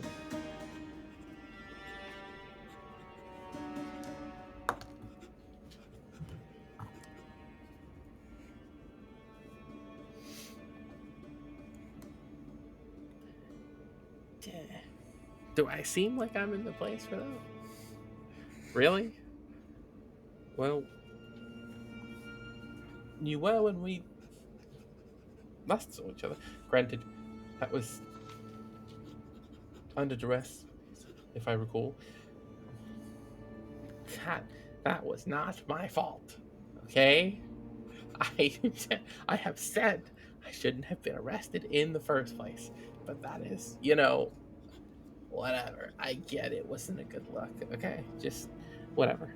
Do you actually want to talk about it? Or are you just being gossipy? Just a whole party of people with a big lip. Didn't surprise me. I would like to inquire, though, if nothing else. Okay, well then come downstairs and buy me a drink, and maybe I will. There were 2 large bottles of liquor by the fireplace. I know those were yours. Okay, but that is the price of admission. So, do you take me for a child that is interested in this sort of gossip? Yes! Alright, well, fair enough. Yeah, downstairs. And you'll, Rick at least, you'll hear their footsteps go off. Fucking 26. But yeah, they're gone. Cool. Now we roll a dice to see if Rick follows.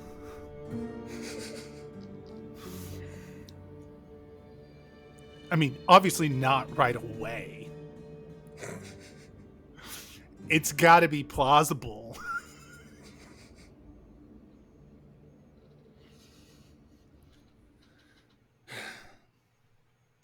Oh, yeah, I mean, as long as Huxley's asleep, Rick's not opposed to going and having a drink.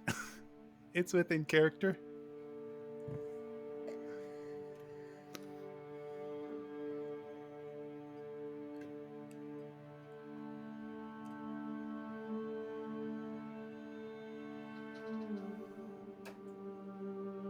I'm fucking muted. Am I stupid? Oh my god. How long do you give it? Jesus. How long do you wait? How long do you wait before you go down?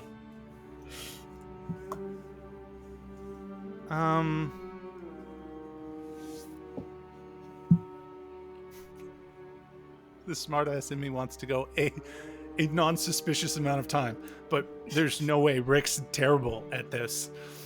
3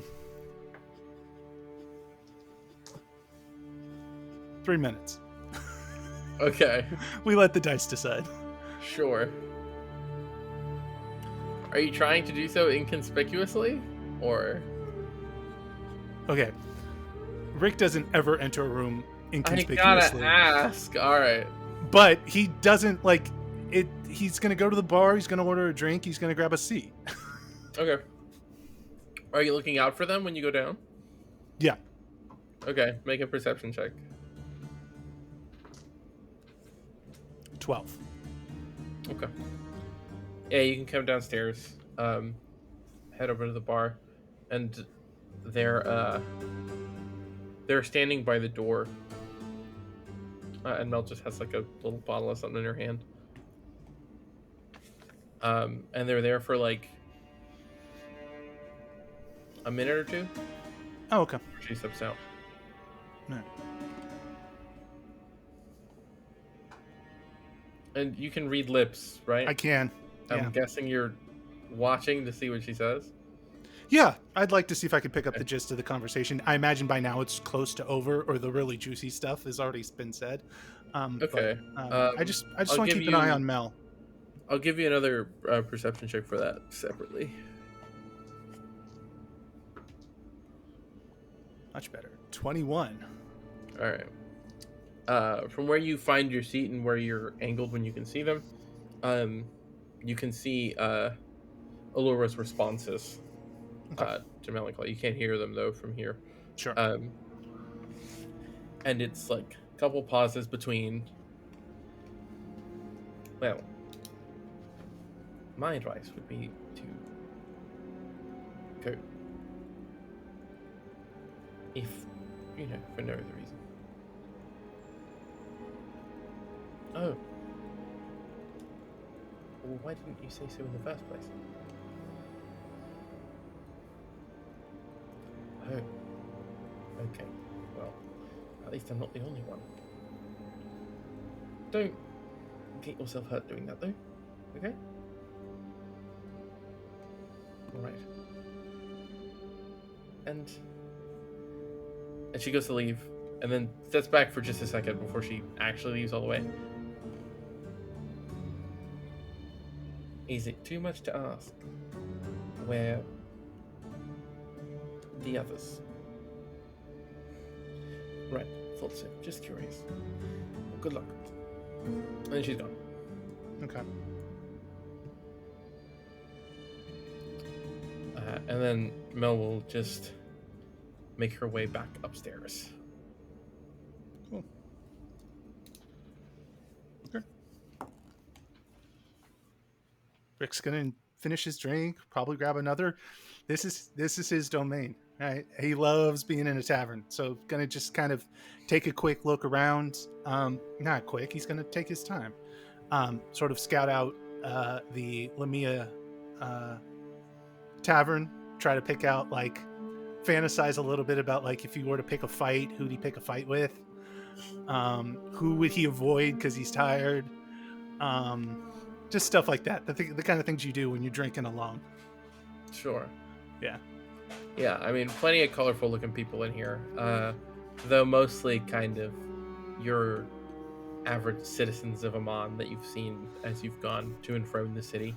Sure. But a couple of rowdier looking, tougher looking folks as well. A couple of adventuring types. And I mean, there is one you recognize. The guy that Melancholy knew that she spoke with briefly when you. Yes. God, what was his name? He's in my notes, and I just. Javik. Yeah, Javik. That's right. Yeah, he's chilling in the corner with a couple people as well, but. Yeah, any smattering. Anybody in here League of Miracles? Like in the uniforms that you would recognize? Yeah. No. Okay. So it's not a cop bar. Got it. And for the rest of you, not long later, Melancholy comes back to the room, sets back in, with the same drink in hand, kind of finishes and just kind of sets it wherever, and makes your way back over to the fireplace as well, and just kind of like, all right, so what do we do while we wait? How long is this gonna take? Are we just hanging out? Are we drinking yet? No, wait, we're waiting because it's business talk time. Never mind. This is not that strong. Don't worry, I'm fine.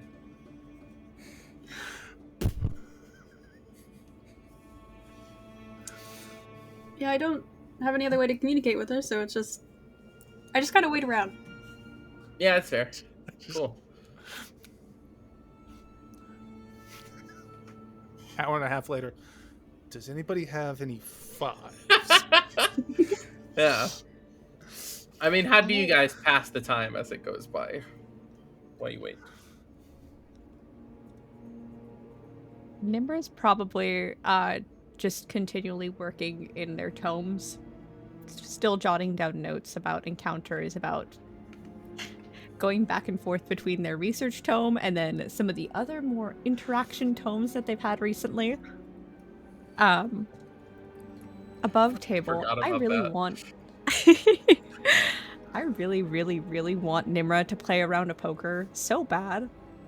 They have a face that's like perfect for it. Their They overall have a face countenance. that's Absolutely. perfect for it. Yeah. Advantage on all of your bluffs. I just want to throw that out there. They'll never do it, but I want to see that happen. Well, give it some time. Rick's a gambler. Mm-hmm. Rick's got all the Vegas vices. Just, I think we're starting to figure that out. Nice. Mal rummages in like our party camp supplies to pull out like a little dish with some sugar and splashes a little bit of water into it, and then pulls a chair over to the windowsill to leave a dish of water, a little sugar water out, so she can say hello to some friends. Okay. Very cool. Sia, what about you? Besides just staring into the fire, if you do anything else. Yeah, I mean, she wants to be close to the fire, but if someone like wants to, like suggest like a card game or something, she's gonna be down. But she is not gonna be the one to bring it up. Okay, got it. Because she doesn't want to miss anything, just in case. So she's just kind of there. Okay. Melancholy, for her part, will just kind of like take one of the bottles off the mantle by the fireplace and just start spinning it in place to entertain herself for a while. We'll kind of get up and wander around. It suspiciously We'll sit down somewhere keeps else. pointing towards Celiana. And she'll like wander to one side of the room, to the other side of the room. She'll sit down and she'll get up. She'll do some sit-ups because she's bored. She'll go over to the window and like look at the bowl and she's like, "What is this for?" Pick it up, throw it out. It's an offering, I guess. I don't know. I'm still kind of new at this. I don't really know if I'm doing it right. Oh, so real. I get that. That's so valid. And she's kind of like gets down and stares at it for a while, and then gets up and moves over somewhere else. Nimra, you said the front of your book says Melancholy and Celiana observations, right? Like it just says it on the front of it. Absolutely. Okay, Absolutely. yeah. She will, It's probably not in. eventually- It's probably not in common though. Oh, okay. What's it in? It is probably. If Melancholy probably knows Infernal, but most of the time Nimra writes all of their notes in Infernal. Yeah, she does. So, she will eventually like kind of sit down, like find her boredom wandering around by you and just, what the fuck is that? What does that mean? Does the cover not give you a clear indication Okay, of the but, like, contents? That's a little weird, Nimra. What do you mean? You two are a fascinating specimen to study. So motive. There's nothing clear between the two of you. It's a great case study in learning emotions. What? Why us specifically? If anyone's fucking emotive, it's Rick. He looks like he's gonna pop a blood vessel half the time. I do not think there's anybody in this troupe that can hold a candle to your range of emotions at any given point in time. I don't know whether to be offended by that, to be honest. Was there something offensive in what I said? I was merely making an observation that seems Not to be exactly. proven true most of the time. I mean, not exactly, but I feel like that's not a winning endorsement of my personality, to be honest. But that doesn't explain, like, why the two of us. Wait. Is she finally gonna get it? Is she? Maybe. I hope so. Are you telling me that, like... Wait, how long have you been doing this? Nimra goes to the front of their book. It's dated for yesterday, so...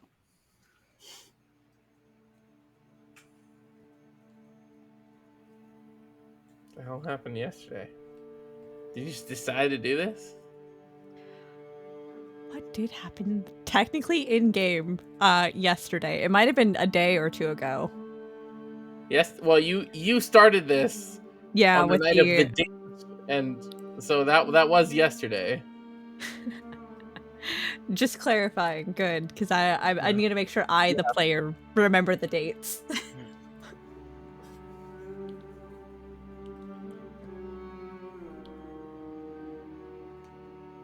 Several interesting events occurred yesterday. All of which made it very interesting to watch.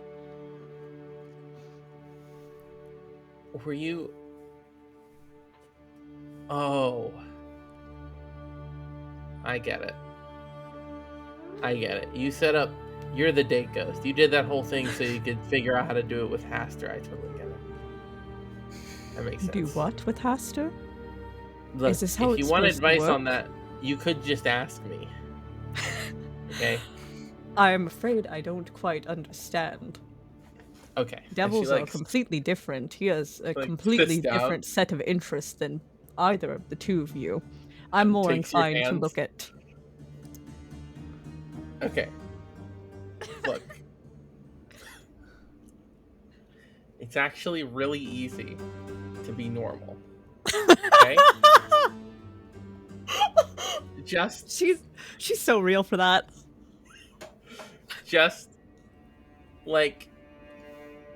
All you gotta do is, like, just talk to him. And tell him stuff. And communicate. And... I mean, aren't you obligated to get more dates? Like... Can we not communicate with him in this moment? He's indisposed. You specifically. About your emotions towards him. I'm afraid I don't follow. I'm not entirely sure of my emotions toward him. I'm trying to understand them by observing others. This is new to me. But then, didn't you just say we're nothing like him? So, what does that help you? According to my observations, that is correct. But you would tend to emote the most, with the widest range of examples to pull from. It's not... Are you trying to figure out how to react to stuff? In a sense, yes. No, I think you just do that. I think you just do what comes naturally. Interesting.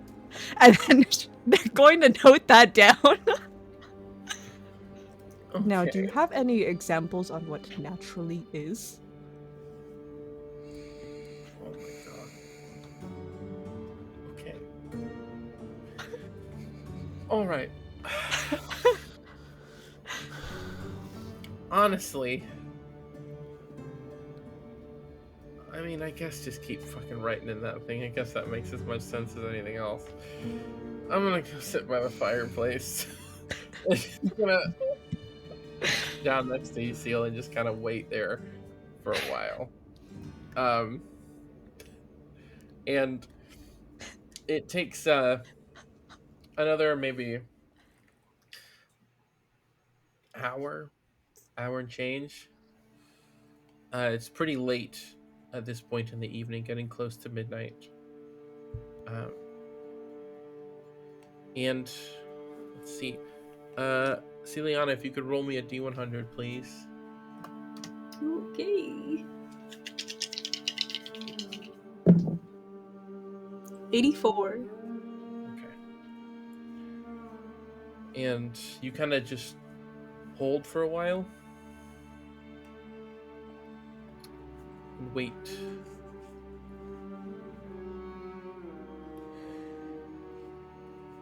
And eventually, in the fireplace, you'll see a familiar sight to you, new to the rest of you.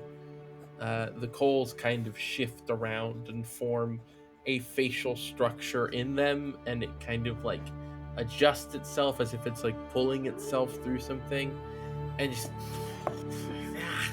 like little coals spill out of the nose and out of the mouth a little bit, and just oh, that is so uncomfortable. Hello. Oh, there's like other people here this time.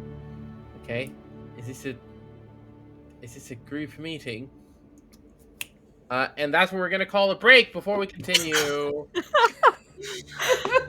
Perfect. Oh my. What, did you all get a group rate?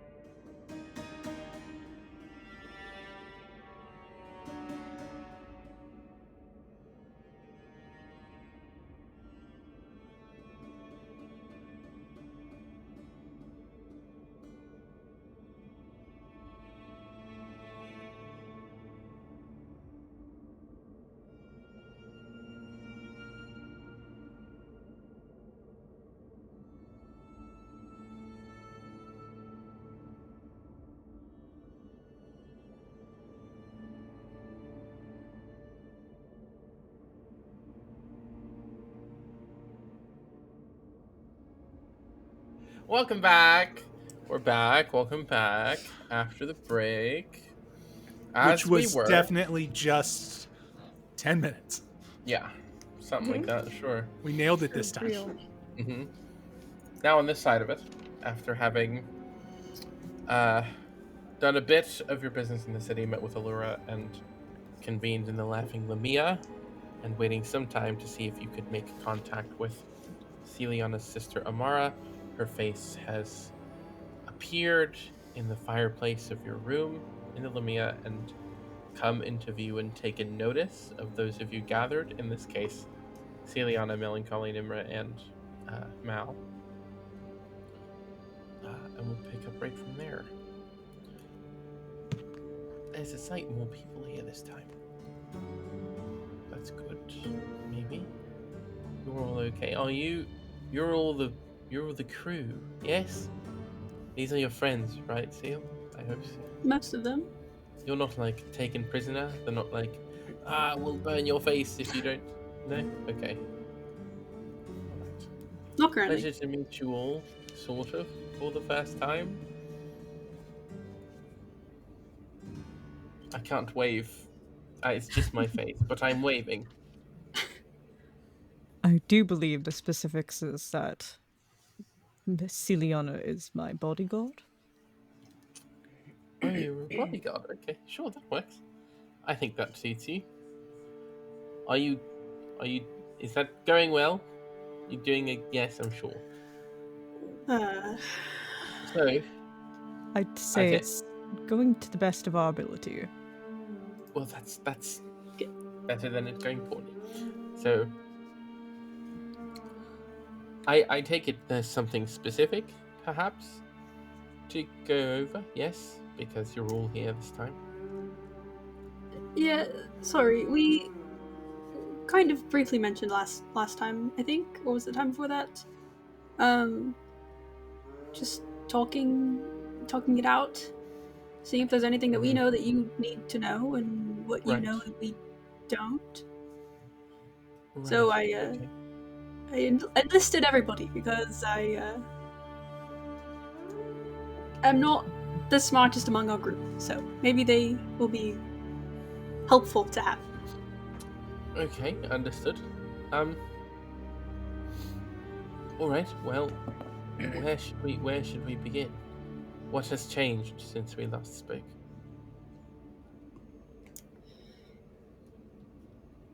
Last we talked was the Night of the Scrolls.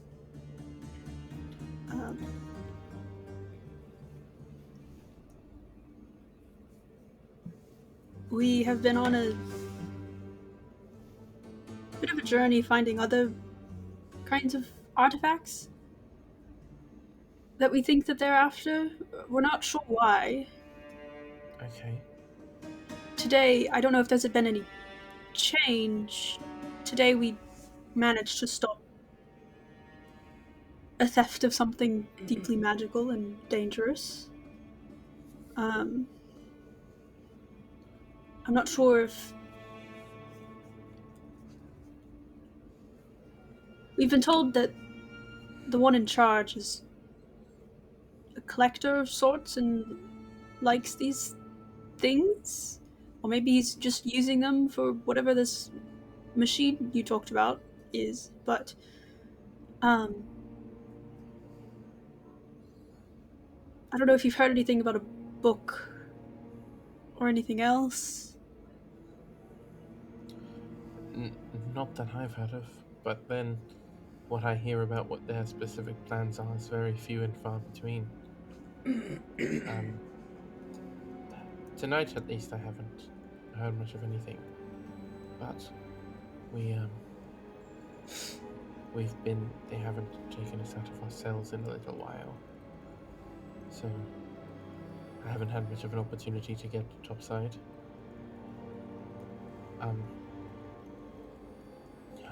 I'm sorry. I'm not sure if. I'm not sure. I'm not sure what that might be about. I definitely haven't heard anything about a book or anything.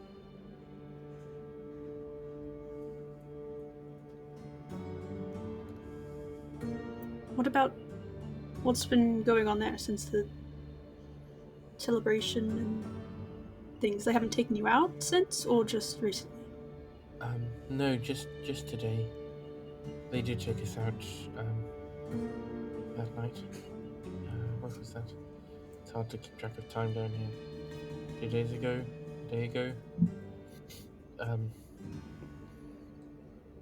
Yeah, we've been taken out since then, but just not today. Same sort of business, really. Same methods, same business. Some people didn't come back today. Some did. Some came back different. Some came back the same. Nothing new on that front, really.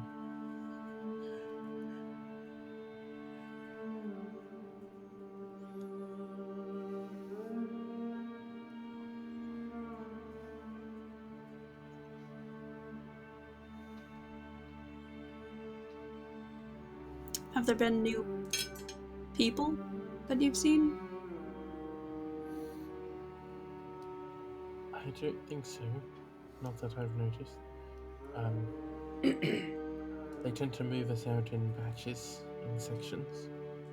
No one new's come through where me and Agatha are, at least. There might be, but if they're not here in my little section, I don't think I would know.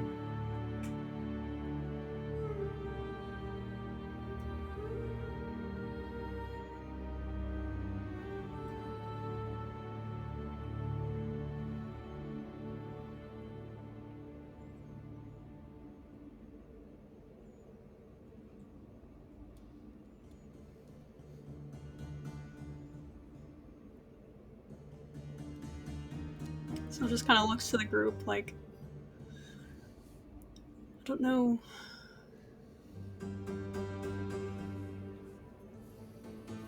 Trying to think of what separate what we know as players and what our characters know, because our characters don't know anything about what Seal and Amara have discussed at all. So at this point, we only have about half the context, and I have half a mind to think that Nimmer would probably at least ask for that context.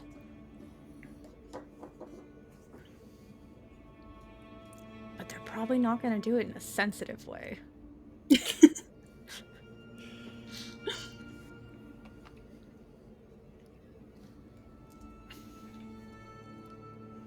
Forgive me if this is repeated information. I have a few clarifying questions of my own to ask. Sure. How much do you You hear? remember Nimra? By the way, I found them. Oh, I do remember. Hello.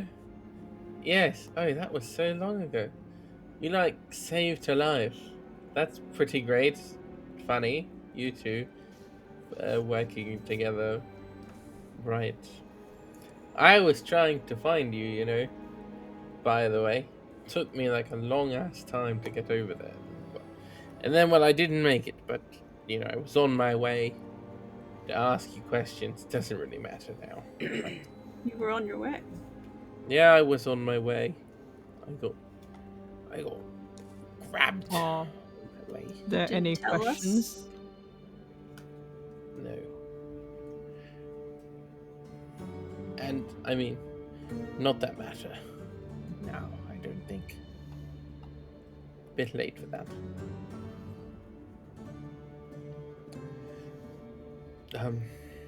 Sorry, Nimra, you were talking. Yeah. Worry not. I'm not one to do introductions, though it likely would have been warranted. Forgive me for my overstep. No.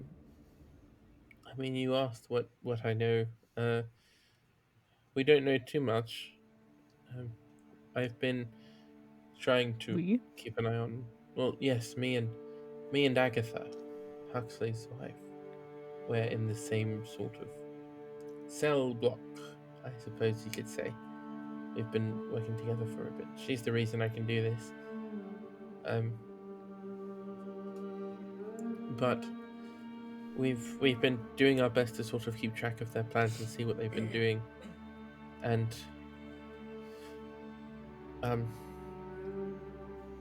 I mean, we don't know too much. We're working on conjecture and on partial information overheard from a distance and whatnot, but they're building something down here, a quite large contraption, and I had let Ciliana know that there was a bit of what you could consider celebration from devils the night they recovered those scrolls of yours, and that they've been working to batten down the hatches, as it were, here since. But I don't know much beyond that. It's hard to get a real clear understanding of anything they're doing. It's not like they let us into their meetings, so. But I also let her know they've been trying to break us. They've been taking us in sections from these prisons and well, torturing us really, and some people come back, some people don't, and some people come back different. But when they come back different, they stop taking them. So it looks like whatever they're doing to them is what they want out of them. But that's about as much as I know.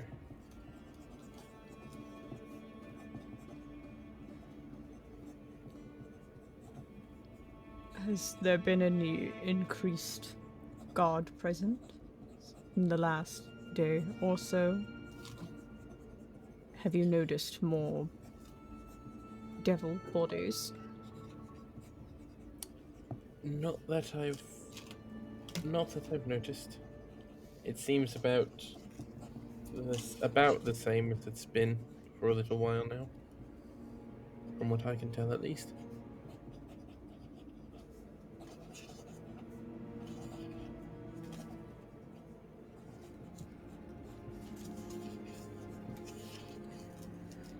When you say they come back different how?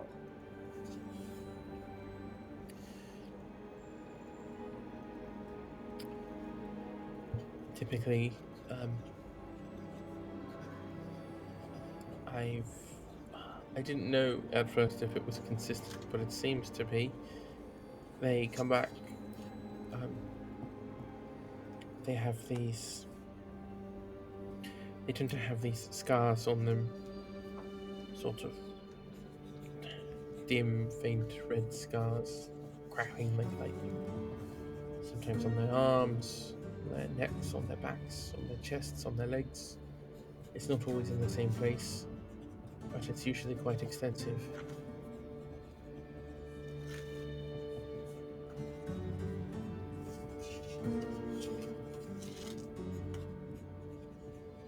Just kind of look at Melancholy.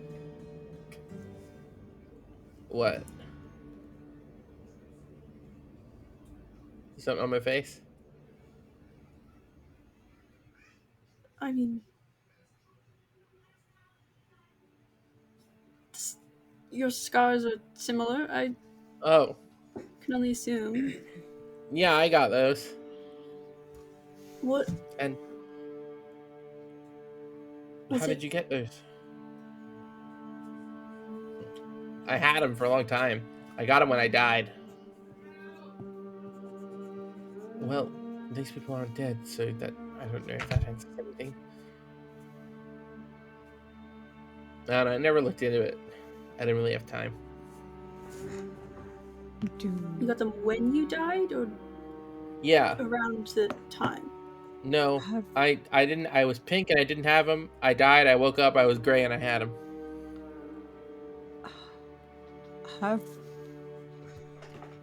Do your captors have any competent healers on staff?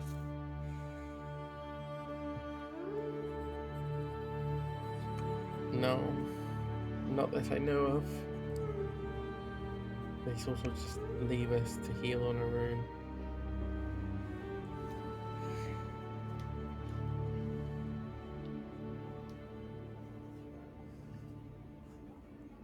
above table, Amara has these as well, right? No, Okay, so only Agatha. that you know of, yeah.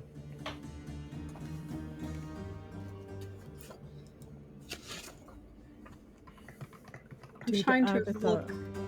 Oh. Sorry, I'm just trying to remember if Huxley told us that she looked different. I'm pretty sure he did.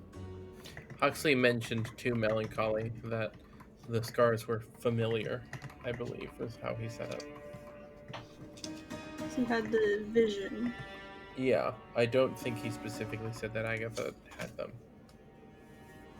I think she told me, but I don't. Like, I think Yeah.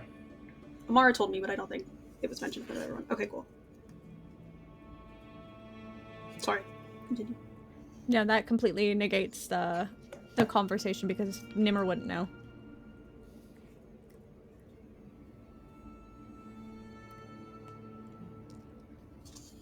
Do you think there's any possibility that those might be correlated? That somebody on staff has access to revival magic?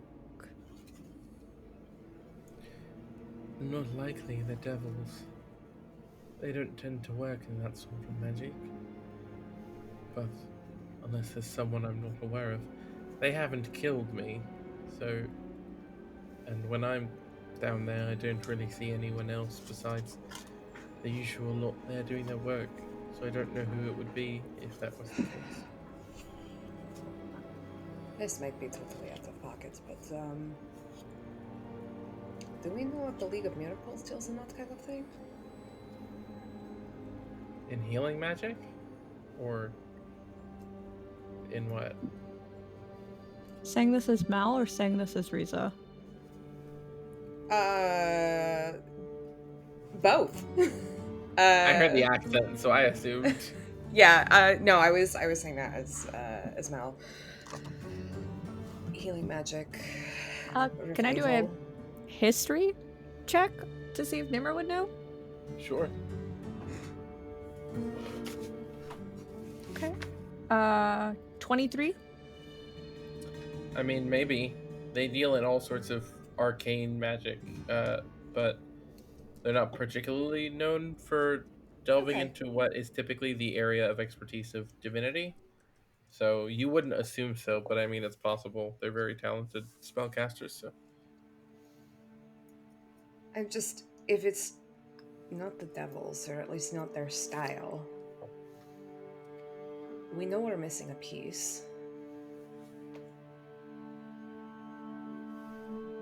That the devils were using, correct. They are known to be talented spellcasters. Not typically known for their ties to divinity, but not out of the question.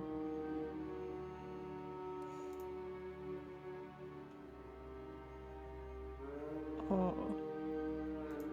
It seems as if we have come to similar conclusions. It sounds like revival, though. Am I incorrect with that statement? You're of the cloth, so to speak? I'm not. I'm sure a conversation from a few days ago, or in this case, yesterday? Yesterday. I think so. I'm not one too versed in divinity. I'd rather defer to an expert on this case. I mean, I definitely wouldn't call myself an expert. I don't really know what I'm doing. I kind of don't even really know who the deity I've pledged myself to is. But that's sort of a different matter. I don't think I don't think that's it. Why are we talking about divinity again? Reviving And healing? people because I died and came back like this. Though I don't think that's the threat, to be honest. So the guess was that they were being killed and brought back. That's Yeah. what it sounds like. I mean, You're undergoing torture. Who's to say your body doesn't give in? well, And they bring so you back far, to be powerful. there have been people who have not come back from the torture rooms. I presume they're dead, and that's why they're not coming back. And why wouldn't they just do it to everyone? Why is it specific people? They're torturing all of us, so Yes, but why wouldn't they Some just kill and bring Brood-born back? are more powerful than others. Maybe not everybody is Suited. capable of or suited to whatever they're doing. well, when this happened to me also, the moon was like, so I don't know if that has to do with it or not. That would have been relevant information to say, yes. Sorry. Slipped my mind.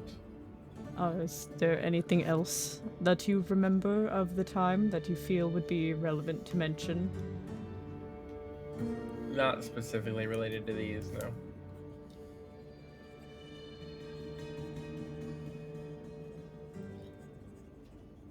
What? And You said people change. Have people changed in the past couple days or no? Just not come back? Not in my section that I can remember. We've lost a couple people here. I think maybe one or two are different now. I don't know. I don't get much contact with anyone else really.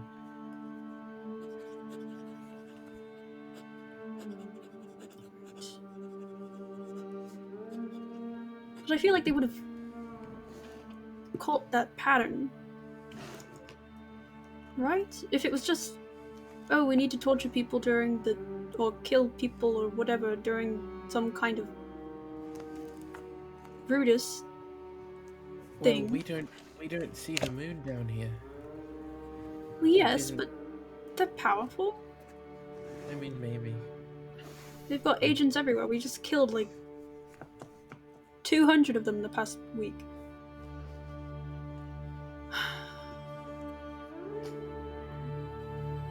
Miss Vysorn was indeed correct to call us devil slayers.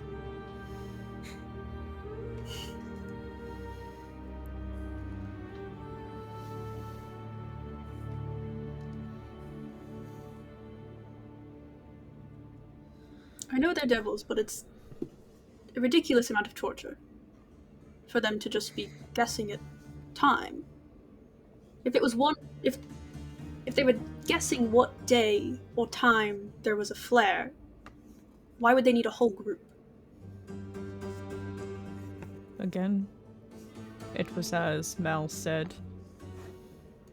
Perhaps not all are suited for it. There has to be, I assume, those who can survive the torture enough to awaken. And they don't know who will survive until they do.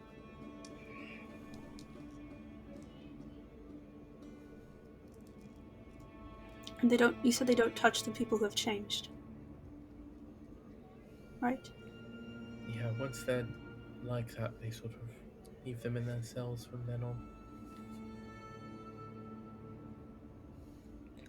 Are they able to communicate normally?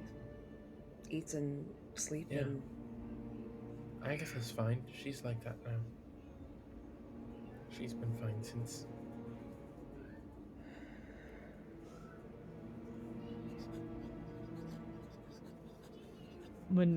What did you say? Agatha went through this process, correct? Yes. What? And you were rooming with her? Or your cell is close by her? Yeah. That's the last one. What did it look like when she came back? Did she have wounds, or was it just the scarring that you saw? Yeah, she had quite severe ones. That they had just let heal naturally. As far as I can tell.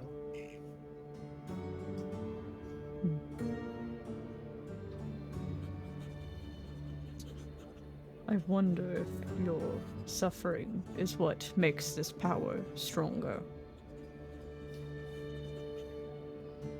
That's the only through line I could see. Maybe it just takes a different amount of suffering for each of us. I don't know. Who's to say? And Nimmer starts jotting this down in their devil-related note tome. Somewhere between death and near death. It's quite a severe amount of trauma at one time. Perhaps that's what it takes. Inflicting enough trauma on someone that it pops. I don't know. Maybe it's something that's different for everyone. Maybe some of us just can't get there. I have no idea.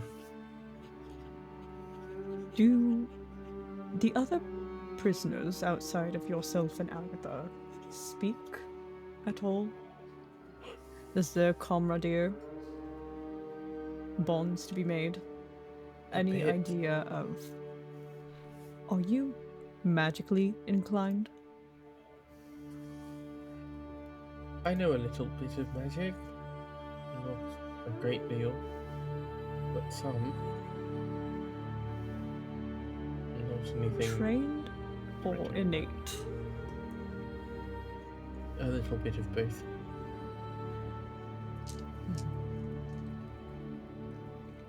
I'm assuming it's much the same for Agatha.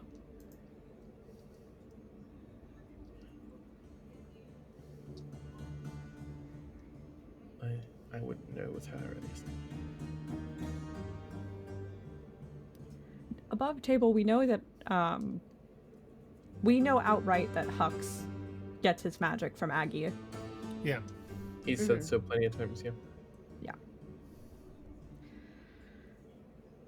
It's an assumption we can make due to the fact that Mr. Rose acquires his magic and his prowess directly from Agatha.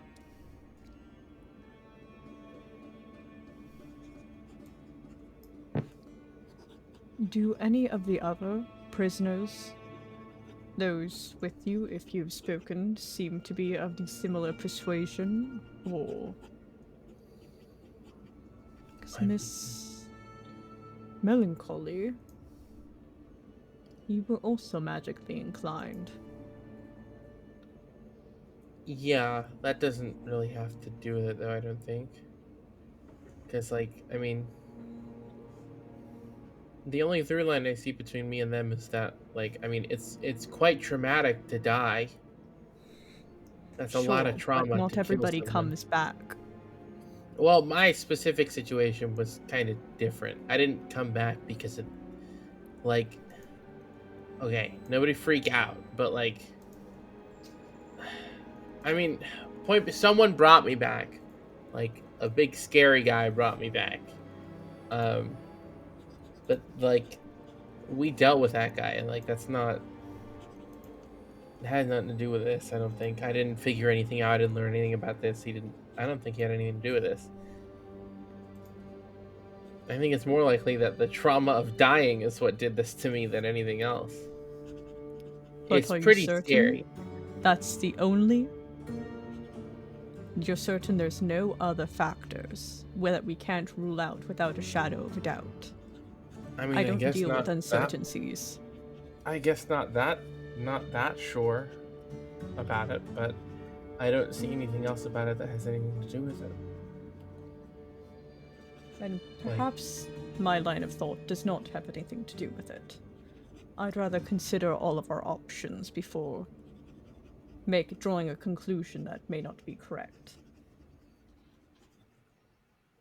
Or at least fully correct. It certainly has the most evidence in its favor thus far. But until I can prove the null hypothesis as false, I cannot treat the hypothesis as true.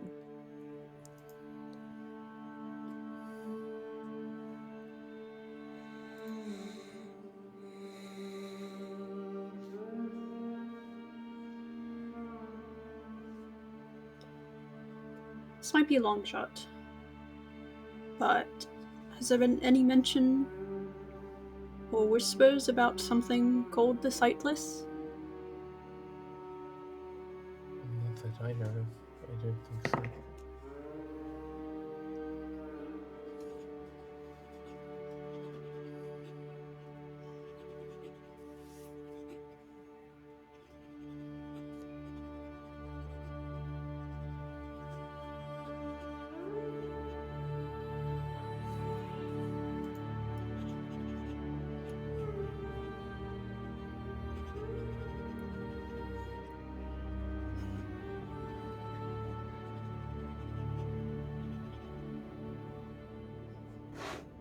Above table, I've been drawing blanks on more things to ask. Yeah. Also above table, I have reached the end of the notebook I've used for this campaign for the last year, and I have to go get my new one. I mean, really, honestly, there's not much, right? Yeah. Amara has No, given there's nothing. Celiana almost everything. There hasn't been like she. Ooh, very nice. This is actually made by a local artist, Sarah Zenda. It's really cool. I have a bunch of her prints. Right.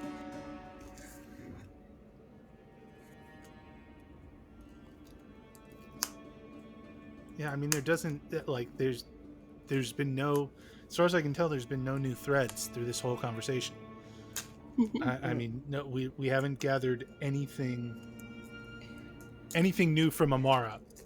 Melancholy has been a font of information, but y'all can dig into that later.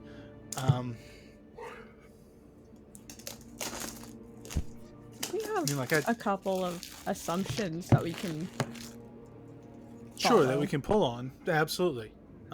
But That's it. yeah, I mean, she's told us it's back to business as normal. There wasn't any response to the fact that they failed to get the soul anchor, right? So like, there's that information, but I don't know what else. I honestly have no idea. I think you guys asked the questions we needed to ask and got a big fat I can't tell you a damn thing. So what else? I mean, go ahead. Gwen, looks like you got something. I don't know if it would be any. I don't think she would know anything, but something about Haster, where he's gone. That was It's That was involved in something. this. That's what I was trying to indirectly ask with more presence. Seeing if there was more bodies around because important people were there. any chances there an archdevil who brought his Secret Service with him? No? No?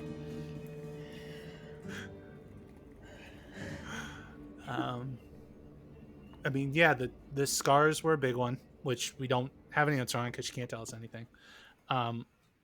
No increased presence, so Haster might be there, but she's not going to know. Conversations with Aggie seem to be standard, but they obviously haven't come up with anything new because we haven't heard anything. What are we missing? Like, there's the real question is, there's something there. We just haven't asked the right question, and I just don't know what it is. Right? Yeah. There hasn't been enough in this conversation to be able to point us to where we need to be. Because Amara had to reach out. That's the way this works. She But she had to reaches come. out every night. Oh, Yeah, that's she said it information I was didn't have. nice. Anybody wondering why it's okay for Amara to reach out using Agatha's magic, but Aggie can't reach out? I wonder why that might be. Yeah. It's almost like well,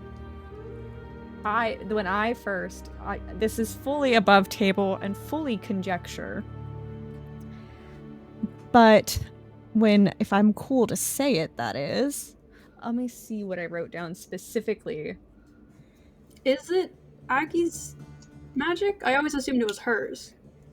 No, don't think Amara it's has said Aggie's. on multiple occasions, Agatha is the reason I can do this. She said it in this conversation. Yeah, I because assumed I it was like remember. alluding to like something more general, not like specifically magical. All I gotta say is that the first thing that I wrote down about this when this was in session 0 with just Seal and Nimra describes a need to speak to Nimra to help with a devil's pact. So the first thing I noted down about Amara was that she was a warlock, so I'm fully not surprised if she is in much the same situation in which that is the magic in question. Oh, interesting. It might not be, but Alright. that is what I've gathered at least. Back to the matter at hand. What question aren't we asking? Mm-hmm. I mean, I have other questions, but I don't know what's more pertinent right now, so.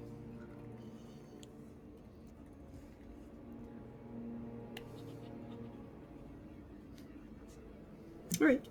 Yeah. If you have other questions, please ask them. Because that might also just direct us into the correct question. Because you're really good at asking questions, Gwen. Thanks.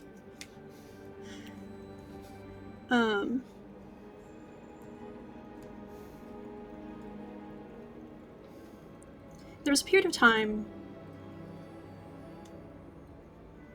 I believe it was before you got to the 9th layer in this prison, between you being taken and there. I now have the information that you had started your journey or whatever, and maybe I just assumed that you had been taken from home, but were you on another layer in another prison before this one? I was for a little while, then they moved us. Do you know where? I have no idea. It was cold, though. Cold. Did they do the Very same cold. torture? No. We were just there for a while.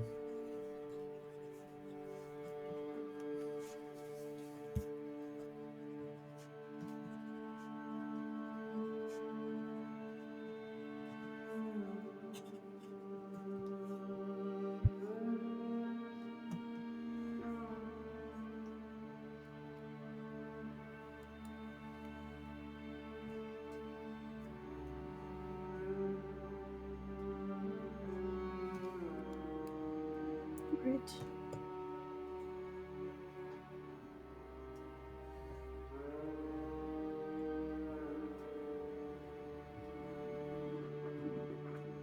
Do we know anything about a cold layer of hell? Not yet. Nimra might, so... Never mind. That's true. You have talked to a devil from every layer. That's Did why one I'm of them? asking. Did one of them show up in like a parka or something? We also know the Ice Devils, so... We yeah. fought. The issue being is that we fought ice devils from multiple layers. Yeah. So, can Nimra try to recall in their mind palace what the coldest layer of hell would be? Yeah. Go for it. History or Arcana. And let me just double check because this is couple checks to track, intelligence checks to recall information about them. Advantage on anything with fiends because of Ranger. Would you count that? I haven't before. when you were recalling which ones you've seen, like what you knew about the hells themselves. So no. So just towards fiends then. Just towards Like specifically about fiends themselves, not necessarily where they're from. 20. There's 2 layers that are known to be frozen over. The 5th layer and the 8th layer. Yeah. The only 2 that I can remember. It was rumored that both the 5th and 8th layers of hell are frozen over. Oh god, I'm starting to play Nimra closer to like Snape. I gotta pull that voice back a little bit. Ugh. None of us are consistent. Rick changes every session. Don't look that up. Don't fact check me. Don't. Melancholy is easy because I just talk like myself.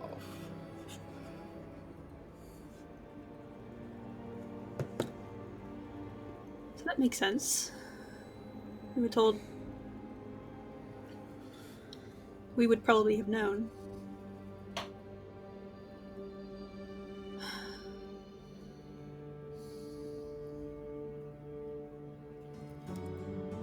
Wait for her to come back.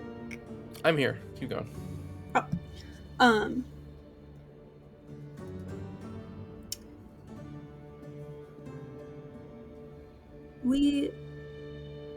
I don't want to give you too much information in case I don't know what they're doing. But our connection to someone powerful has been temporarily paused. Okay. And they were a big resource for us, information-wise,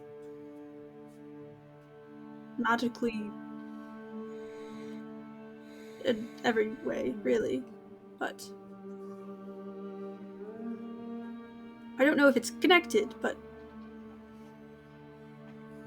we are less in the know currently, and probably will be for a bit, about what is going on in the hells in general.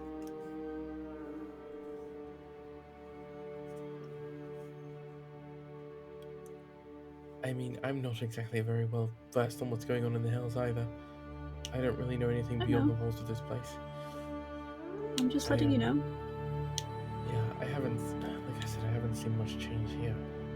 So, I don't know. I'm trying to keep an ear to the ground to see what I can pick up on, but it's not easy to get information as is. So.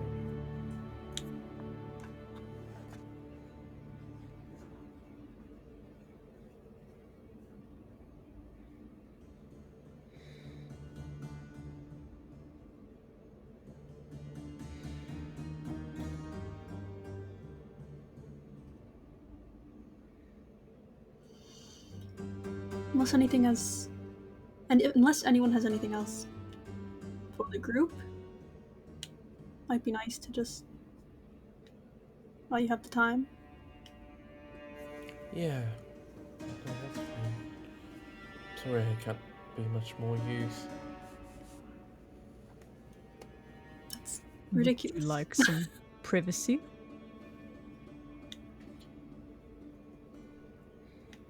That would be nice. I think.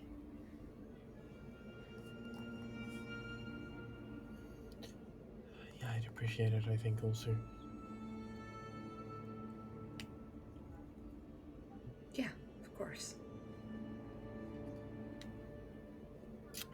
So, yeah, you guys can gather up, step out, wherever it is that you're gonna go. They'll grab her things and head out. Mal, for your part, your little bowl's full right now. There's like 4 of them in there. It's like, well, they're busy. If you get it, they'll stay in it. So bring that with you. Yeah, If you I so will. choose. I will go collect them. Yeah, where do you guys go?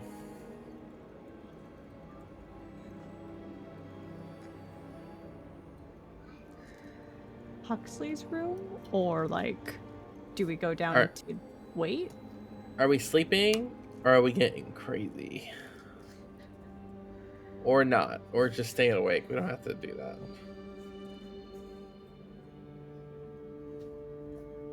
What time is it?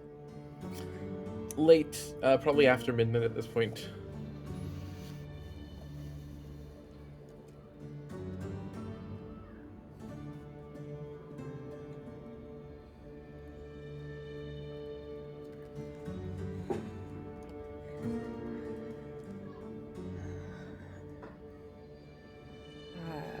I don't know how much service we're going to get downstairs at this time of night.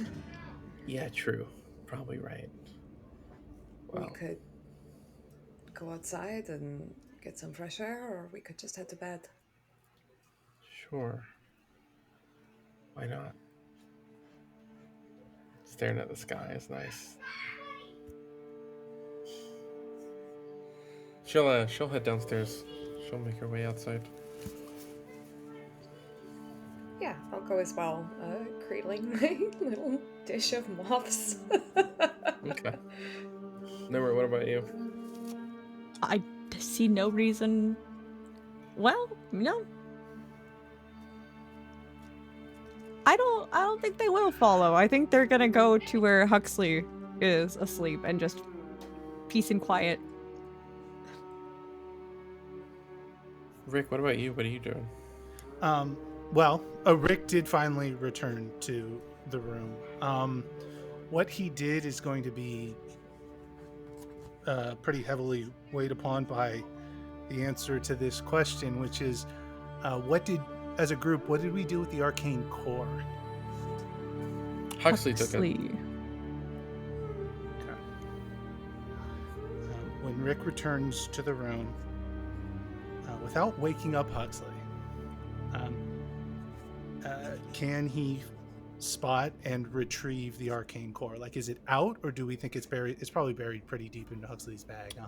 Yeah, I'm pretty sure. Okay. So then he's not sneaky. That's fine. He will instead, because I imagine it's kept up towards the top, probably more than the core. Rick will retrieve a pen, an inkwell, and some paper. So when Nimra enters the room, you find Rick, when he does sleep in a room, it's always on a couch or in a chair. And at his feet, there's an inkwell with what I assume is some sort of quill of some sort. And sort of resting on his chest is like a folded piece of paper. But he's basically just gone to sleep. It's after midnight. He's already late to go to bed, and he's an early riser, so he's just sleeping in a chair.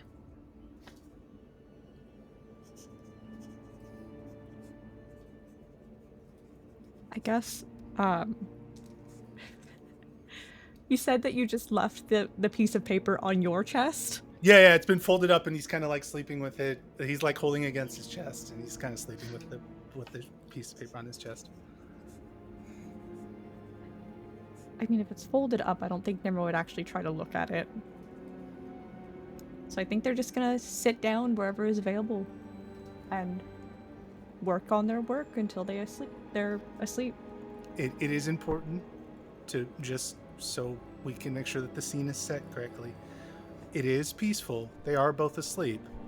But it has been canonically established that both Huxley and Rick snore very loud, which is why they room together. Yeah. You know, I don't think Nimra particularly cares. Okay, all right. That's fair. Sia, what about you?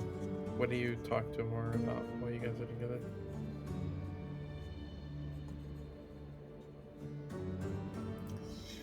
A lot of the conversation has been about very traumatic things. So as much as she wants to push and poke at the small bit of information she's gotten about how Amara got there, Mm-hmm. she's not going to.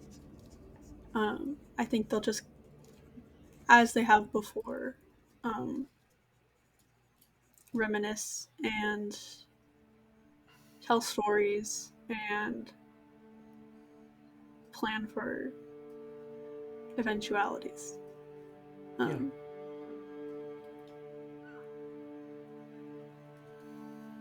Okay. And you get a good at least hour or so of time with her doing this before she kind of like she usually does, just like I probably have to get going, pushing into this. Before she kind of makes her usual exit and disappears. You get a good amount of time there with her to spend talking about all this stuff and having this bit of time off. Mal, since you went down and out with her, what are you doing when the two of you get downstairs?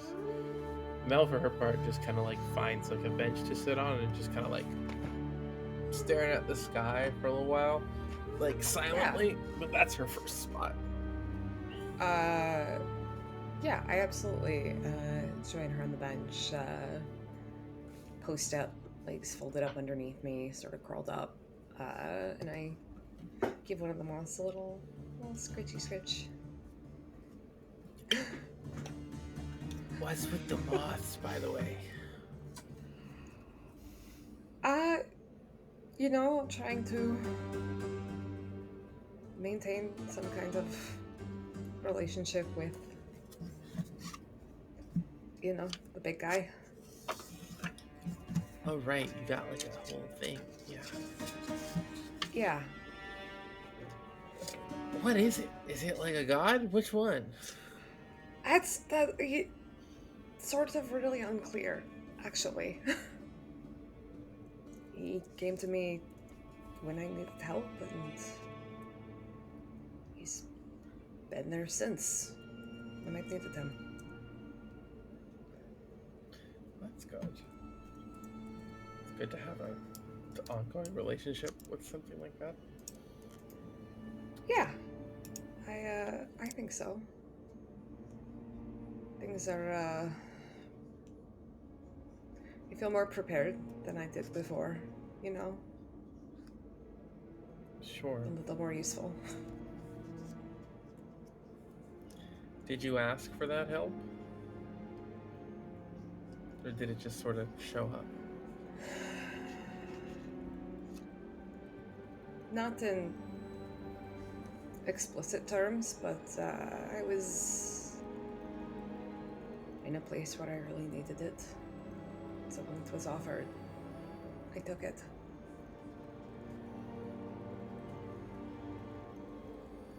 What Yeah, about you? How are you holding up? I'm cool. I'm chilling. So good. Yeah? No. Yeah. Yeah. I'm not sure, to be honest.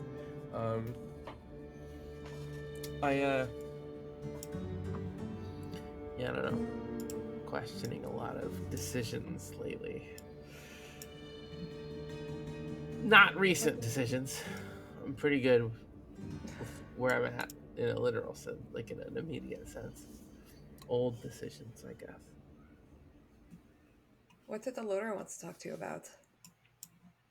Oh, just like I met her in the past, like several years ago.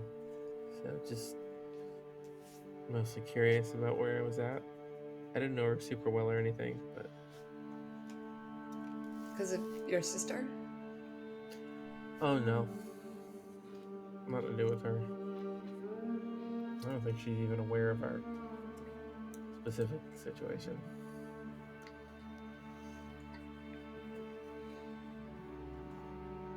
You know, you're gonna have to talk to Joy at some point.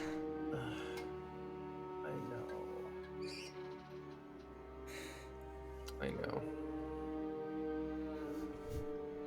I mean, you saw her today. I mean, you tried not to, but there's kind of no way around it.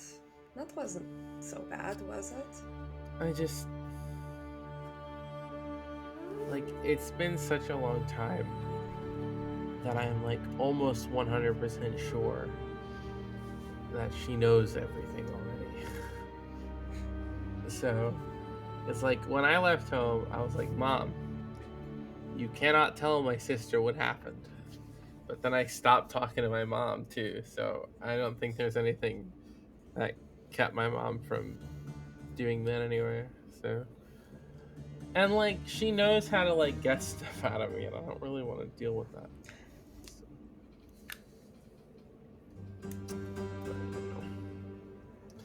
I mean, I don't know. It's a very strange thing, because all the time, I feel this constant, like, compulsion. Anytime this happens, I feel this intense compulsion to just say everything. Like, I just want to get this off of me already.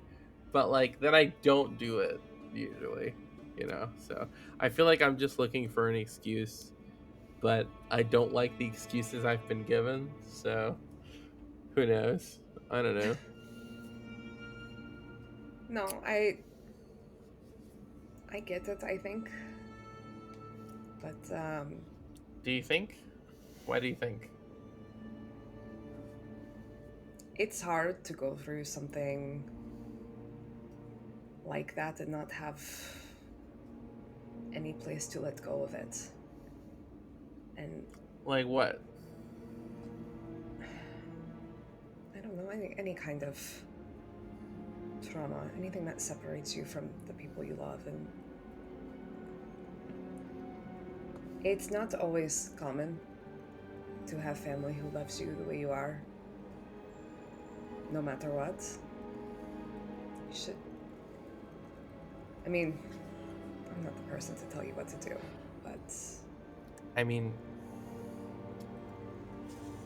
it's not like, even if they know, they don't know. They don't know the specifics of what happened. I don't think anyone who knew the specifics of what happened would think very highly of me. So, that's kind of what I'm worried about. Mostly because I know my sister can tell if I'm lying. I know my mom can tell if I'm lying. Everyone all of them who know think they have, and I think they know what happened. Which is why I suspect everyone's pretty chill with me. But that leads me to believe they do not actually understand what happened. So, I am very, ashamed is putting it lightly, but yeah, ashamed of myself. So. I've only met Joy a couple of times, and I don't really know you that well. But anybody can tell how much she loves you. And I know you love her. I don't know. It just... You're both here and you have a chance. Even if you don't end up telling her anything, and if you say that you don't want to talk about it, maybe it's worth spending some time. I mean,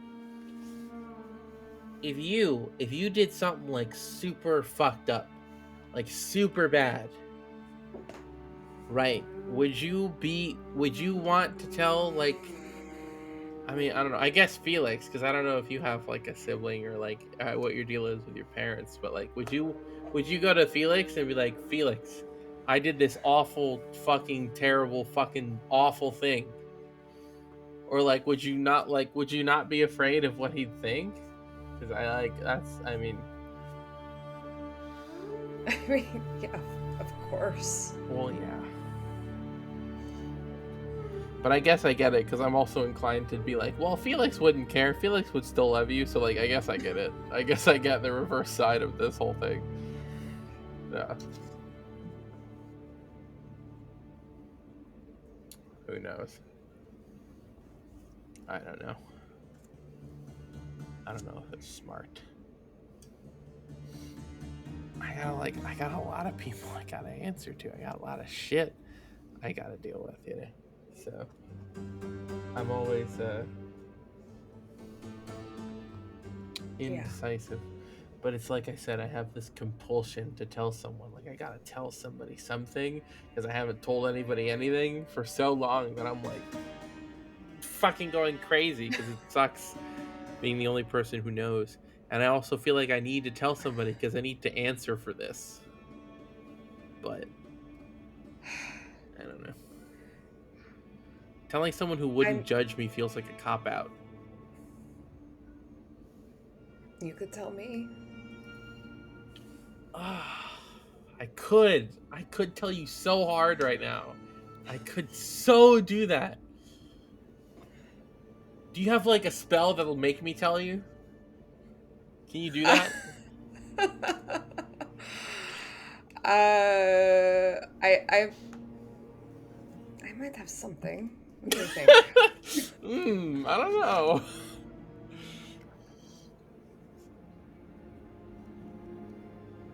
I don't have it prepared.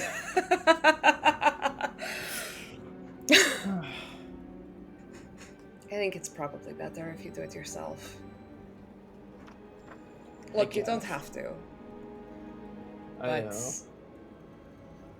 But like I said, mean, let's be real. Like, it might be better to do this at a point where we're just kind of chilling out compared to like if we're in the middle of some shit where we're about to die. Yeah. So. It's a beautiful night. There's nobody else around. I'm here with an open mind. She points at the moss. Is your guy listening? It's real. I mean, that's fair. Tell you. Yeah, that's true. I'm gonna plop a die. Do you want to? Okay. Do you want to hold one? They're yes. so soft. Yes. You can hold one and you can tell me. Oh, that's so weird feeling. It's little legs. That feels so unnatural. Yeah. They're very gentle. It's so big. You can give them a little scratch. Oh, that's so strange. You are. Did she try? Oh my god, that's so gross. It's great. And just kind of watches it go around for a while and entertains herself and just. I killed my wife a while ago.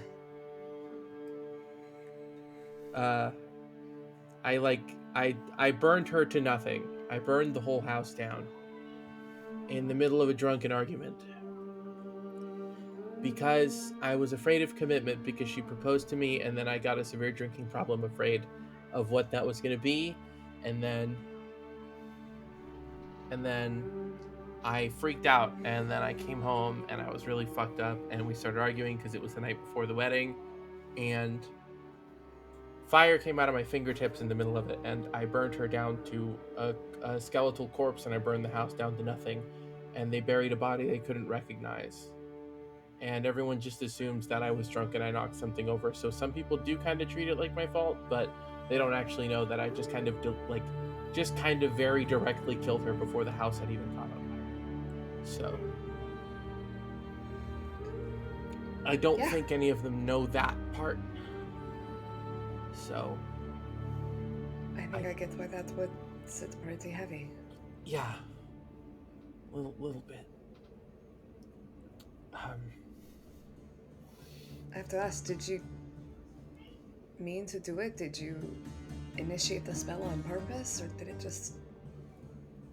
No.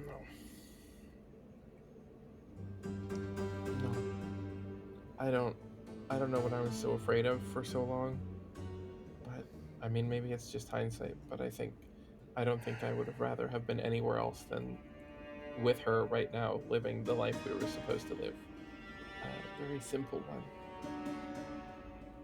where we just kind of got to be together and not worry about it. Yeah.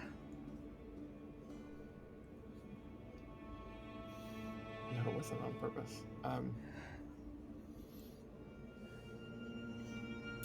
I cannot imagine a world in which I would do anything like that to her on purpose.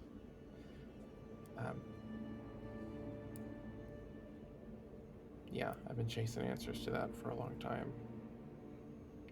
No luck, really.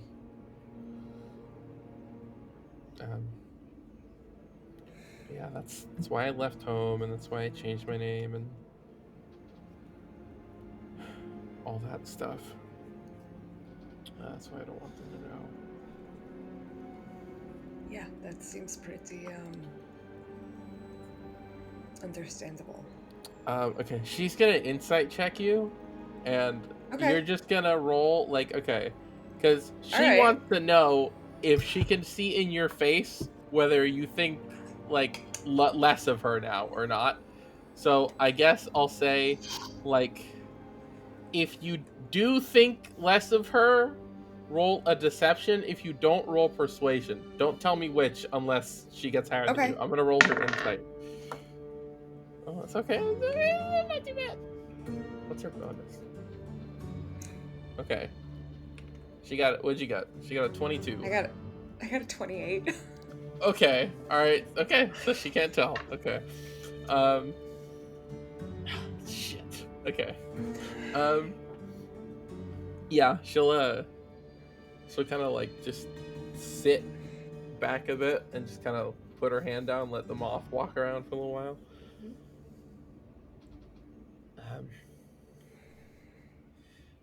Man, that feels a lot less cathartic than I was hoping it would feel like.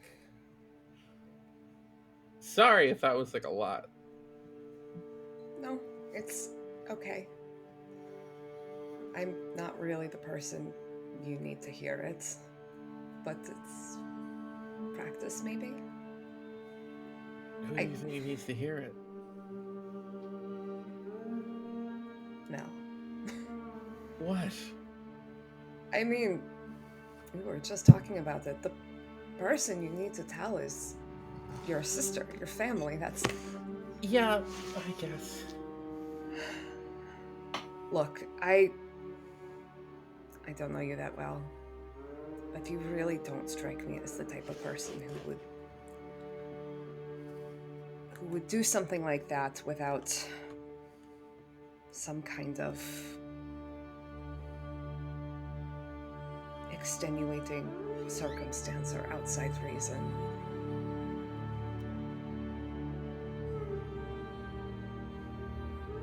I mean, I was drunk, but I don't know if that's enough. I haven't done that since, so I don't know. Did anything like that ever happen before? No. But I was pretty happy before, so...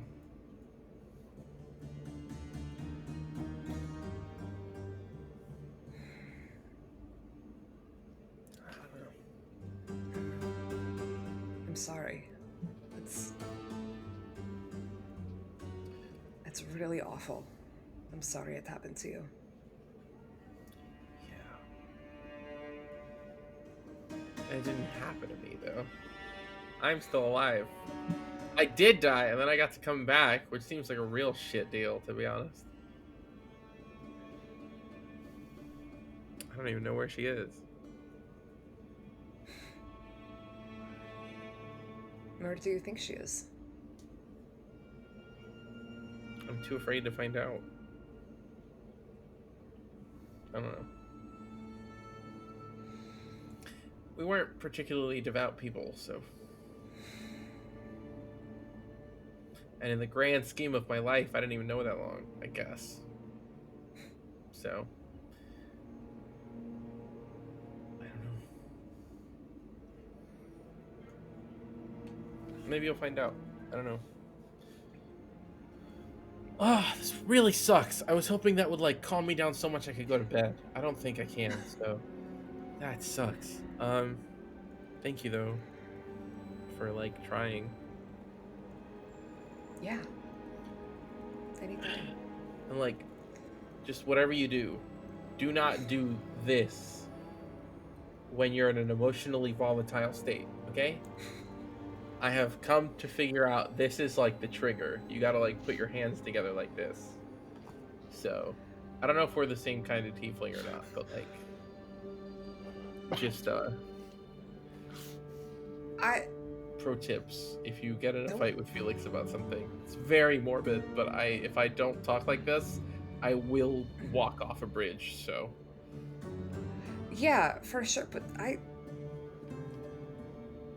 I mean, we have different specialties, but I've never heard of that gesture. like, Actually, would sure, I can have? do it on- Would that gesture mean anything to me? do you have Burning Hands as a spell? No. Okay, then probably not.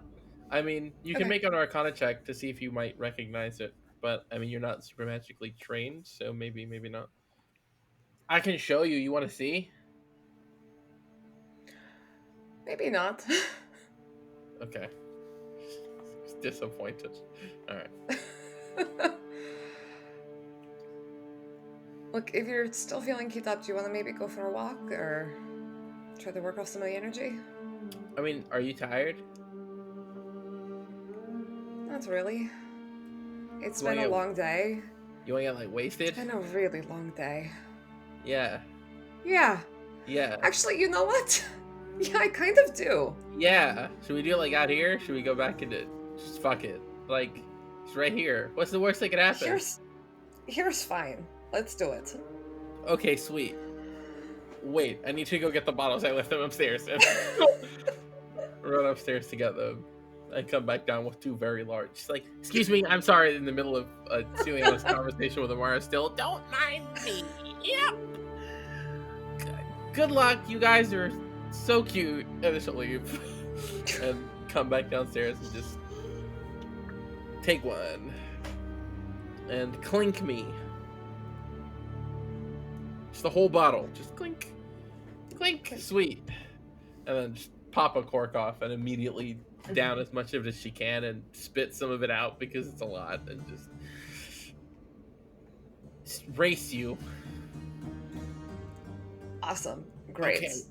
All right. I'm just gonna roll one constitution check to see how quickly she's ass. She's Roll a what check? a constitution check just to see, give a rough idea of how long the 2 of them last.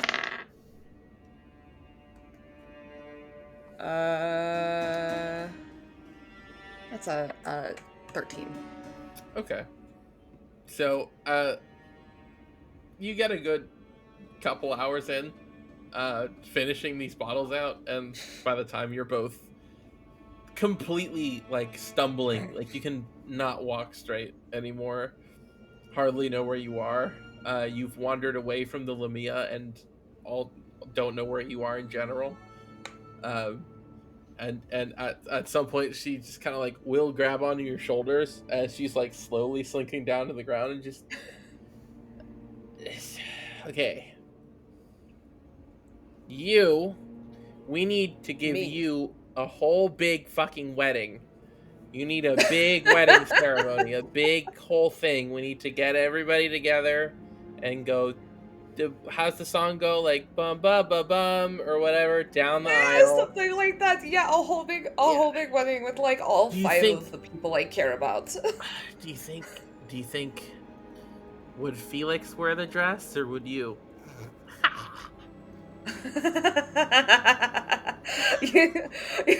I don't know. He likes sparkly things. He does. I don't know. So, I don't know. He would sparkly. probably like have something custom made. like his whole party boy outfit, like the whole. Fucking, Yeah. like, yeah. Yeah. Oh my god. Oh my god. He was so.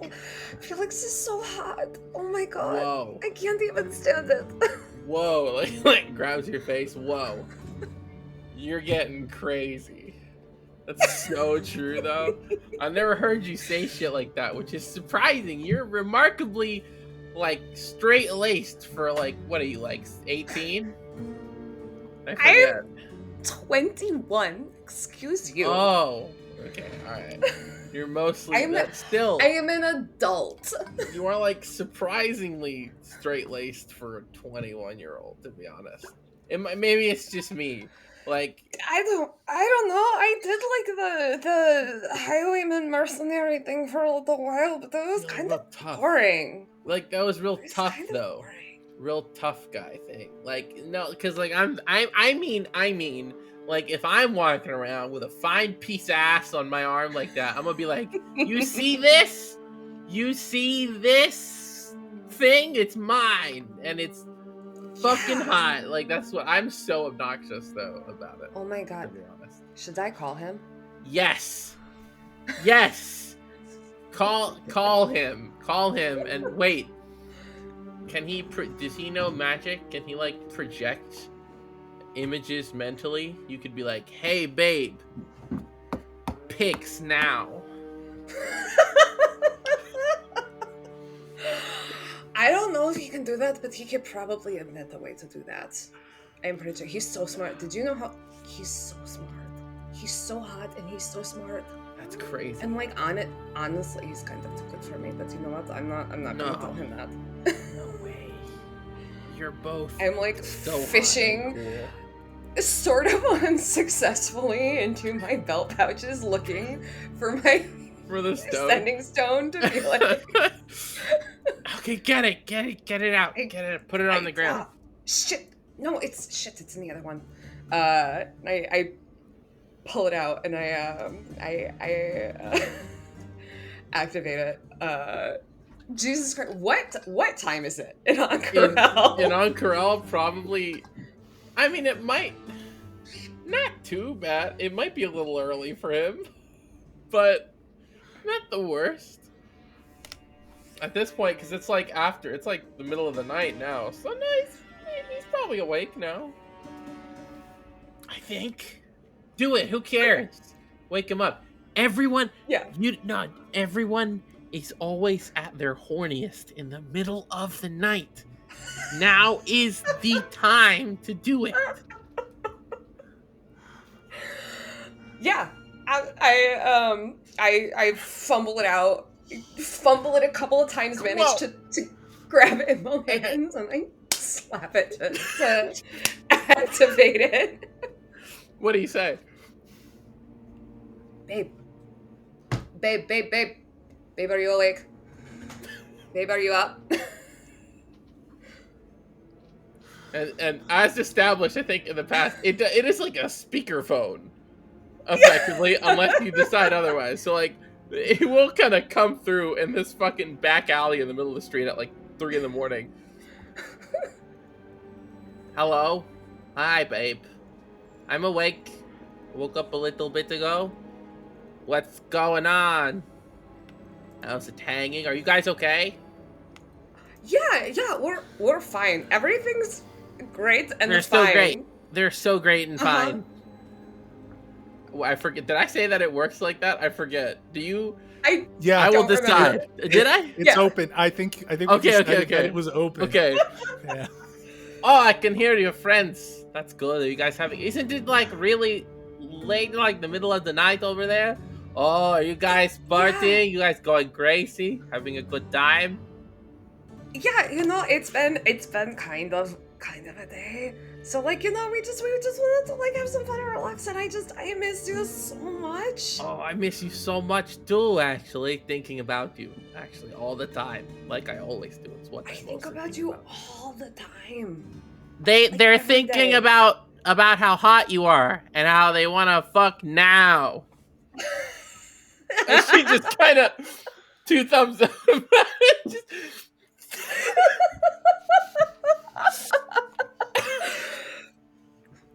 Go, roll with it.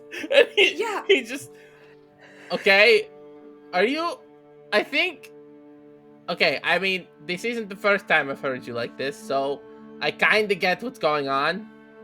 Awesome. It's fine. Melancholy got me like super drunk, but it's fine. That makes sense based on my experience with her. Okay, so it's just you guys? Yeah. Hey, yeah. Other one. Yes. Hands off, by the way. Don't think I don't know. I would never, actually. That's a very rude assumption. My hands are nowhere right now except in my pockets. And she's fumbling to try to get them in her pockets. Okay. Well, I trust them. I do not trust you. I don't know you. Just kidding. We're friends. But really, you lay a finger on them, I will kill you. I will blow you up with a bomb from a long distance. No, Felix, No explosives. It's fine. Mel's cool. I'm so Mel's cool. Fine. I'm so great. Chilling, actually. All of you seem very exasperated with all of this. Very This is entertaining. fucking. Felix just admitted he has an ICBM. Like,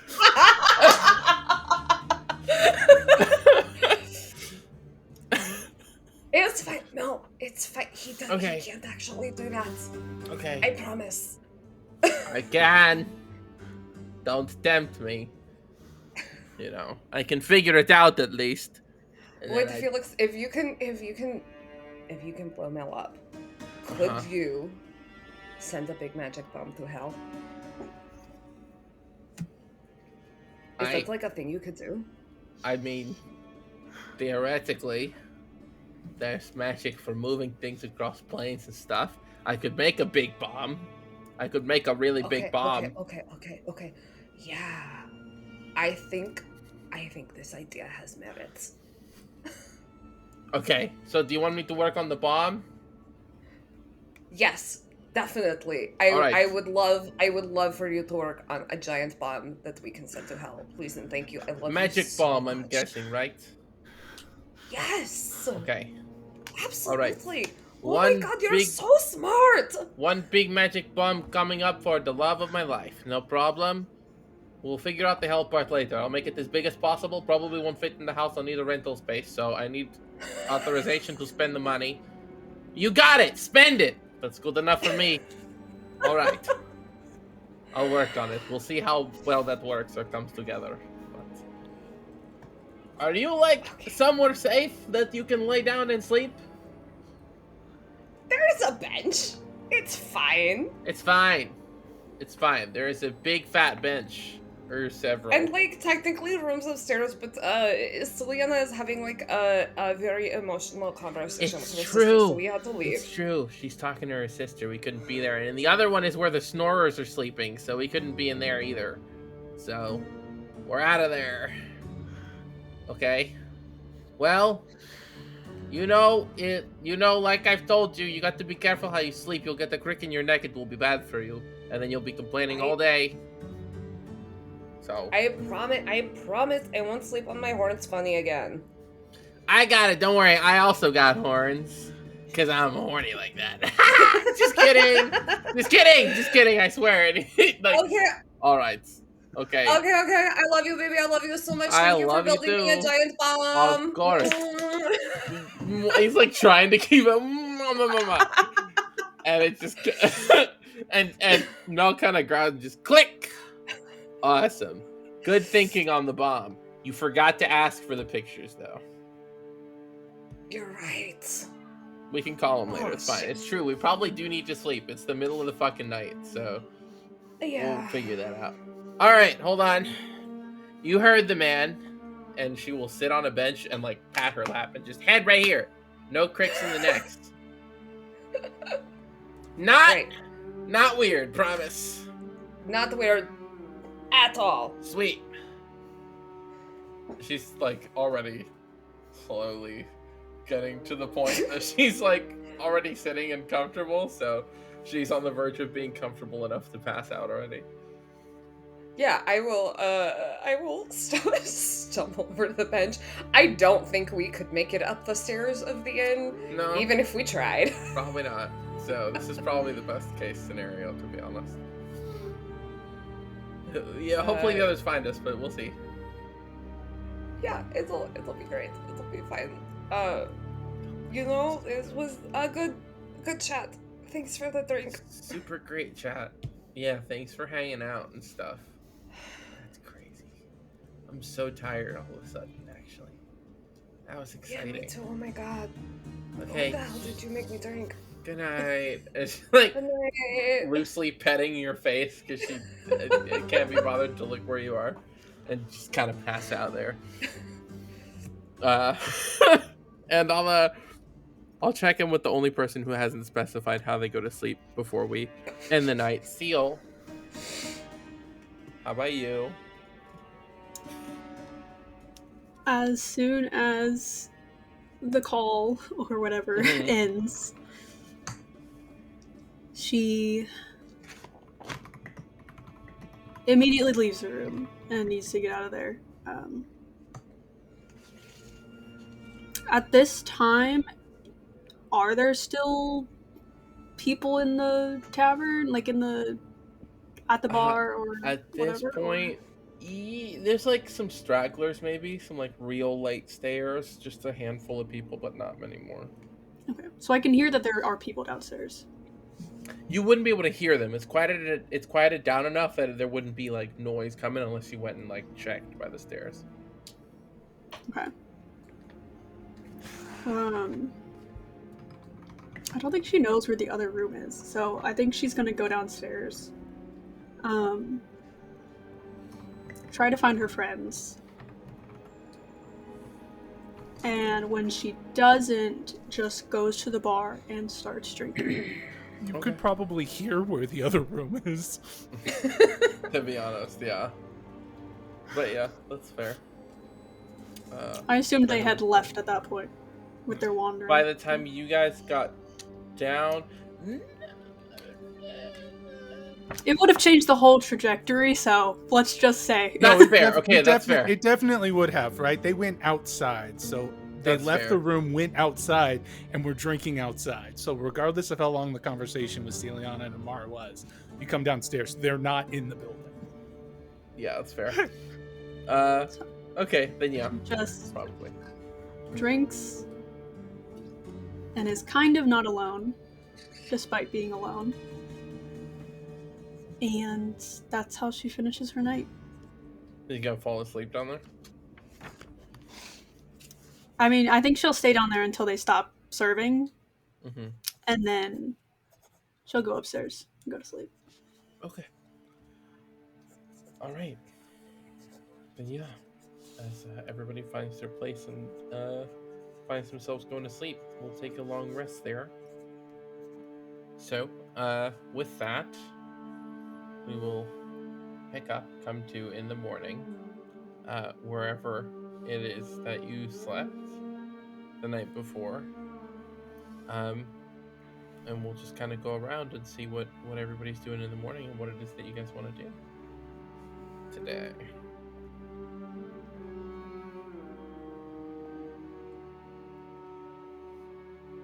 Yeah, Rick's always up early. So up early, put the quill and the inkwell away, head downstairs for his morning run. Get outside, see the tieflings sleeping on the bench, go back inside, get 2 cups of coffee, leave it on the bench for them when they wake up. Nimra is also in your room with you. Yeah, You would catch them awake, probably. probably. I imagine the 2 of them get up at similar times and have different routines. Then in that case, you also note, our 2 rooms, one of them had a fireplace. Do both of them have fireplaces? No, just the one. That's what I thought. Okay. Yeah. So I mean, he goes through his normal morning routine of sort of all that stuff. He does go to put on his jacket, but I have been so kindly deprived of that singular identifying piece of clothing. So whatever's left of it, he'll fold and put it in his bag, which now means he's walking around without a shirt on, which is weird. Nice. But tucks the letter into what remains of his what were long pants and are now short. So we agreed that they're somewhere along the lines of like jorts. I don't think they're quite short shorts. I think they still go down to the knee, but you tell me how far he sunk into the lava. I'd say yeah, close enough. That's good. About the knee. Just right at the knee. Wow, the image of this guy. One thing. When we get downstairs, I assume there's a large fireplace. Yes. Yeah. Is it lit? I don't know. Is it cold in the morning? Is that something that they now? No, probably not first thing in the morning. No. Okay. All right. So coffees for the tieflings. with the understanding that if they don't wake up right away, it's going to be cold, but whatever. And then morning run. And I assume he's probably out when everybody else gets up, though I don't know how long everybody's sleeping in. Seal, what about you?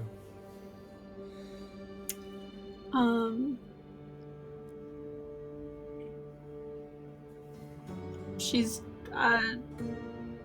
not gonna wake up as early as the other two, that's for sure. I think she just kind of stays in the room. Wakes up, realizes that she's still the only person in there.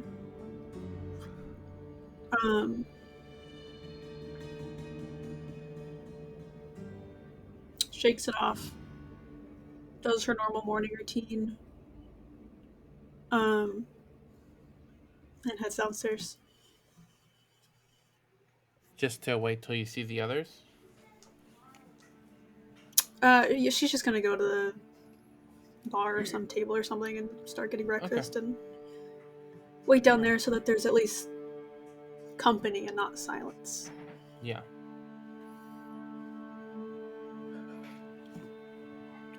Mal, you'll feel like a hand on your face. Hey! Hey, wake up. I'm covering your eyes, don't worry. Uh-huh. We should... I smell coffee. Please tell Yeah. me there's coffee. Yeah, there's a cup of coffee. There's two of them. You can have them both. You don't want one? No, I'm okay. Not my first rodeo, baby. God, you're built different. Yup. Oh my god. Acclimation over a long period of time. I grip around carefully until I find the cup and just sort of pull it to myself so I can take a sip. Yeah, you can manage. It is probably cold by now.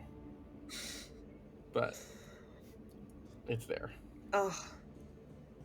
Terrible. I'm going to drink this whole thing. Yeah. Let me know if it kills you. I don't know where this came from. It was just there. I'll be sure to keep you updated. You hear in the background because Nimra has been awake and hasn't left the room. Well, they're not in the room. They're on the They're street. not in the room. remember? They're on a bench. Yeah, we're like out on front. a Never mind. street bench. I misheard this then. Womp I was womp. about to... Huh? Wait, you fell Nimra's asleep on a standing sleep? in the doorway, observing them. Yeah. No, yeah, they passed out on a bench like 2 blocks from the tavern. I misheard that then. That's hilarious. I'll lever myself up. Oh my god. Mm-hmm. Are you like good? Last night was kind of I'm great. you know? Great. Okay. Are you? Sure. I imagine I will at some point feel like a healthy being again.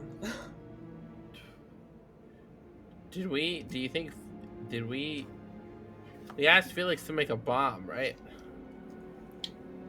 Oh my god, that wasn't a dream? No. Oh my god. No, I think that was for He- real. You think he'll do He it? probably knew we were drunk, right? He probably didn't take that seriously. But, like, you think he'll do it anyway? That yeah, seems probably. He sweet. loves that shit. It'll probably be useful, though. So. Maybe. Oh god. Do you want to head back? Find some... Actually, no breakfast. I think breakfast is a bad idea. Probably should head back, though, yeah. Pick myself up. Here, I got Very you. slowly. I got you. You're just gonna hold my hand. She'll take your hand. Okay. And she'll put you right behind her. Wait. Can I move this?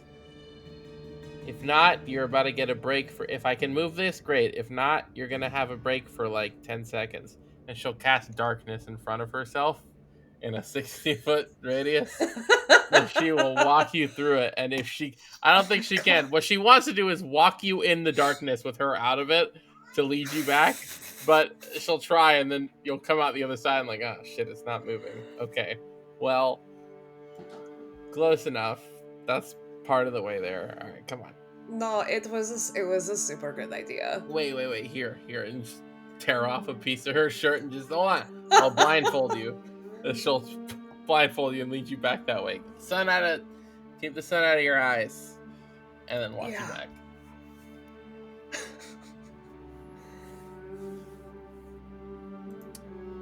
And on arrival, sort of find and slink into the nearest booth to the door, and just I'm gonna stay here for right now. Yeah, me too. Okay. We're just gonna sit for a little bit. It's fine. Everything is fine. Yes. I am still nursing that disgusting cup of cold coffee. Yeah. Disgusting. Yeah, and she'll just kind of like sits there for a minute, just kind of like.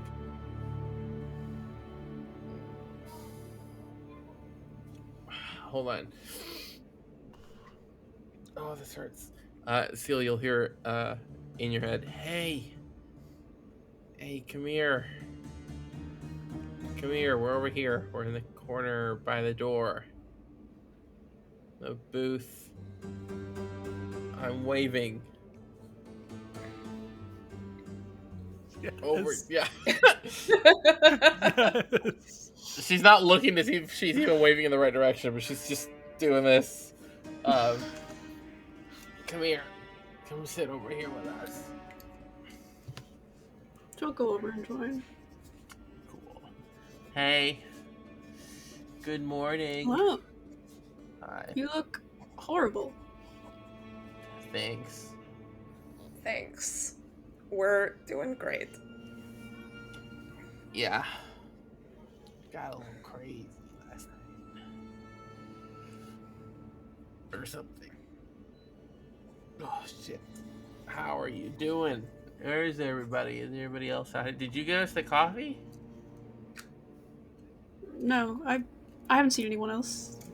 Oh.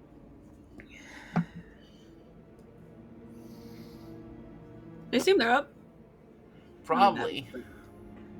I guess we'll wait.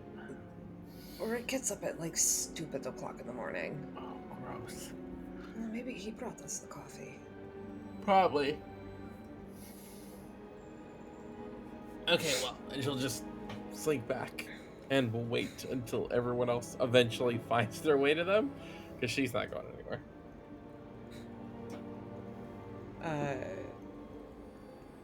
Yeah, I'm sitting, deep breathing, just trying to will it away. Yeah.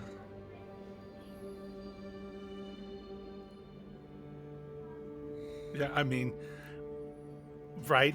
It probably looks like Rick returning to the room, Nimra in a chair, right? Like, what does Nimra do? Nimra is currently, well, not doing too much. You catch them reading. Okay. Not one of their tomes. No. Rick. For once, not taking notes. Well, I can't say that. They might be doing annotations. Oh my god. Okay. Good. Rick enters, like, comes in the room, spear in hand, right? Starts rummaging through his pack for probably dried jerky or something like that. A little bit of protein after a workout. Turns around, probably sees that Huxley's still asleep. Probably. And then kind of with jerky in hand, kind of like points at the book. Mouth slightly full. Good book, Archivist?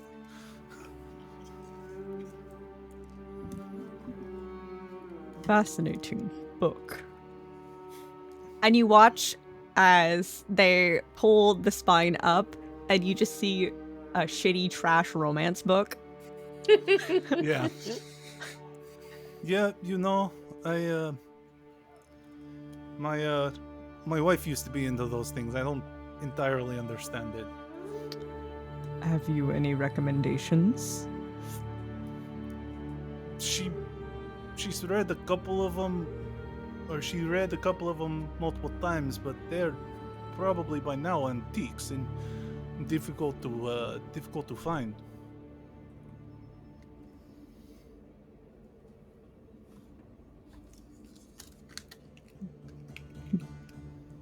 Would you say they're collector's items? Is that something people care about? Or Rick just shrugs. I wouldn't know. I'm not really the kind of person that.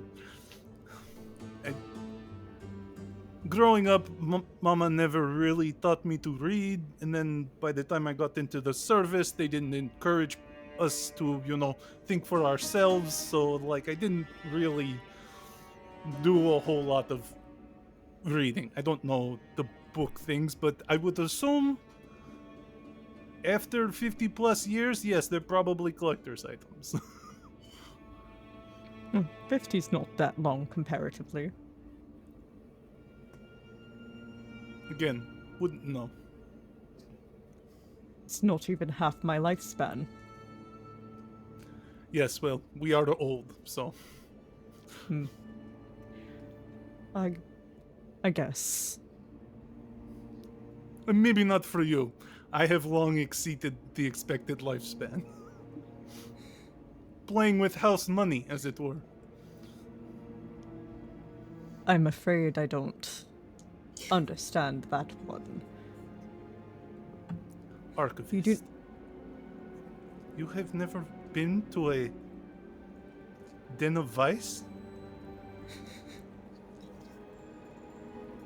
Oh, I don't believe we are thinking of the same thing. The only places I have ever visited are occasionally seedy taverns, not of my own volition, only because those who I was traveling with did not want to splurge any of our stipend on nicer accommodations. Is this where how you say, card shops exist? Yes. In fact, it is. I suspect you would rather enjoy yourself, though I don't know. You would have to endure seedy types. Those that tend to lie and cheat, but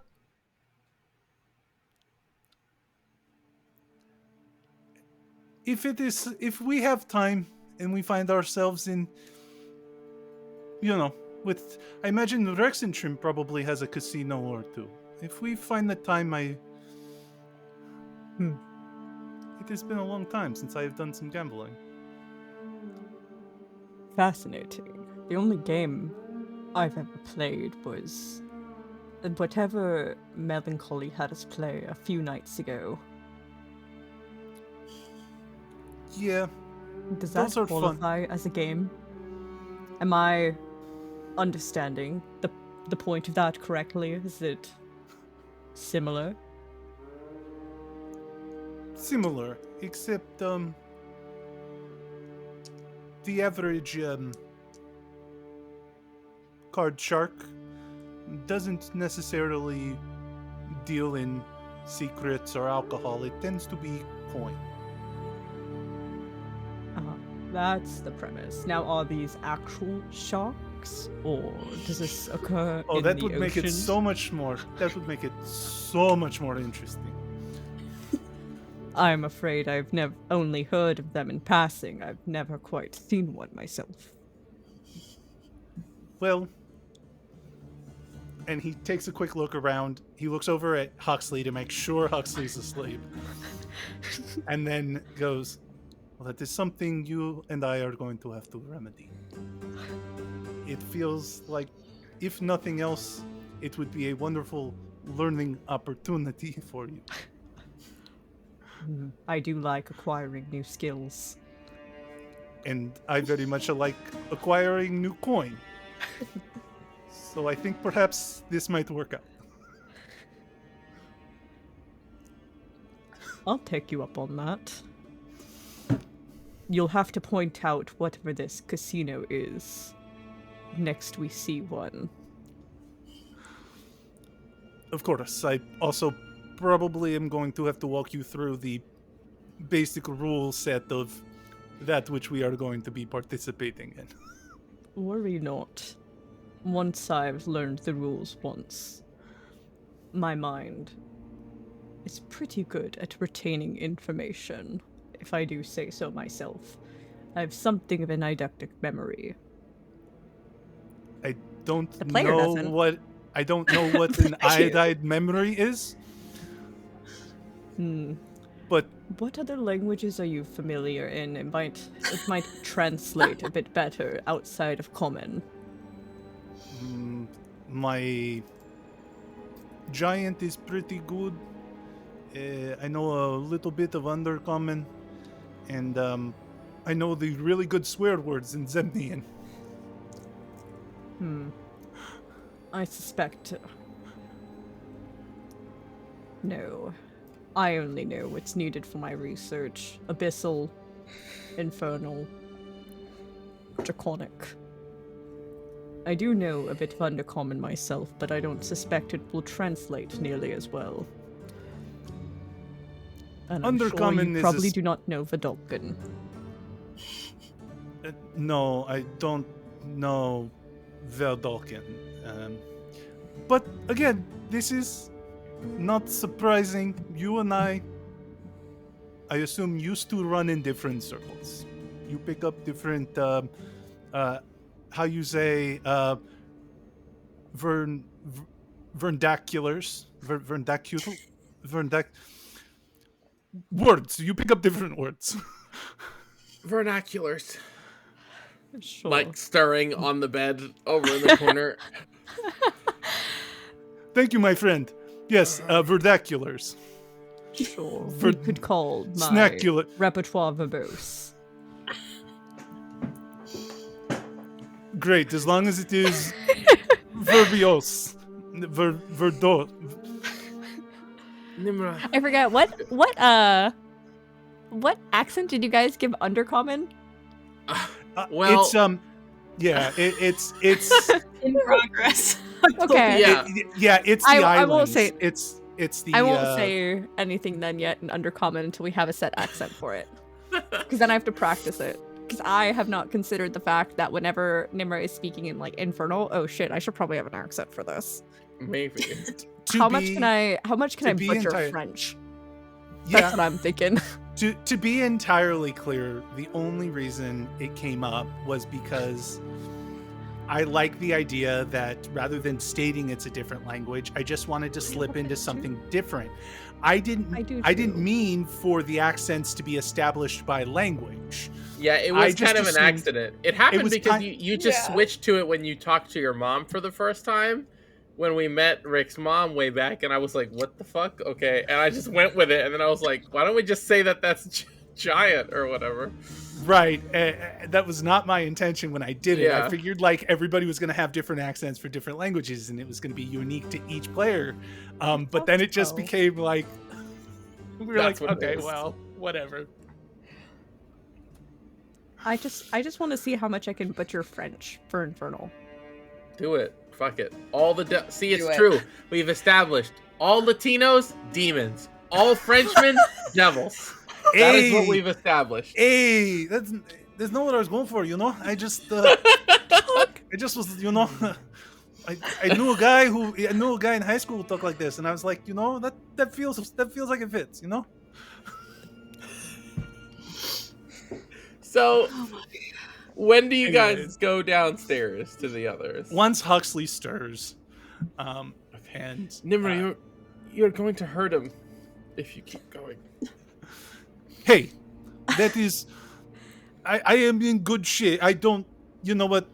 I fail to understand the connection between the two. Thank you.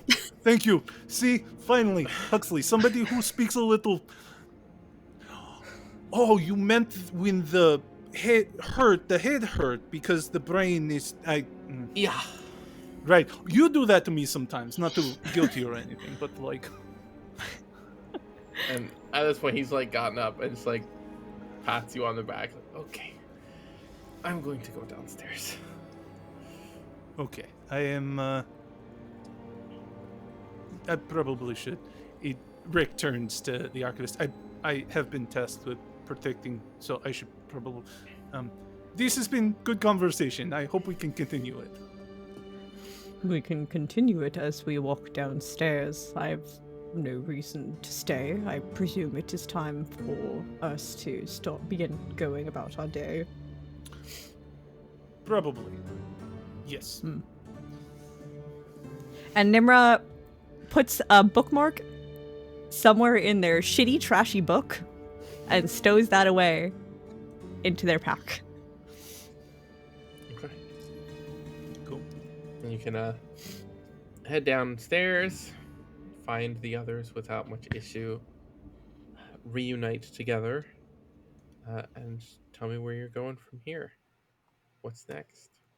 I mean, we have to go get Question, right? What else am I missing? Are you going to Gilmore's? Oh, yeah, we have to go see the, how you say, glittering clown. What first? Wait, were we checking in with Allura, or is it just Gilmore? Just Gilmore. Yeah, so we have to go talk to Gilmore. Okay. All right. Then you can get together, get your things, and head over to Gilmore's and see where that conversation takes you. Then yeah, you can get together and start making your way from the Lamia to Gilmore's is a much faster trip. So yeah, damn it. And arrive pretty. Well, not too early, considering how long it might have taken everybody to get up, but still in the morning, as the city's bustling and coming to life, and allow yourselves in through the doors of Gilmore's Glorious Goods, and kind of as soon as you enter, you do see Sherry like towards the back handling something on the shelves, and before you kind of get a couple steps in, from up on the balcony on the second floor, Sean Gilmore presents himself, and hands clasped together, and then on the balcony railing itself. Well, look who's back around. Took you all long enough. I suppose we're overdue for a bit of a conversation. Let's get down to brass tacks.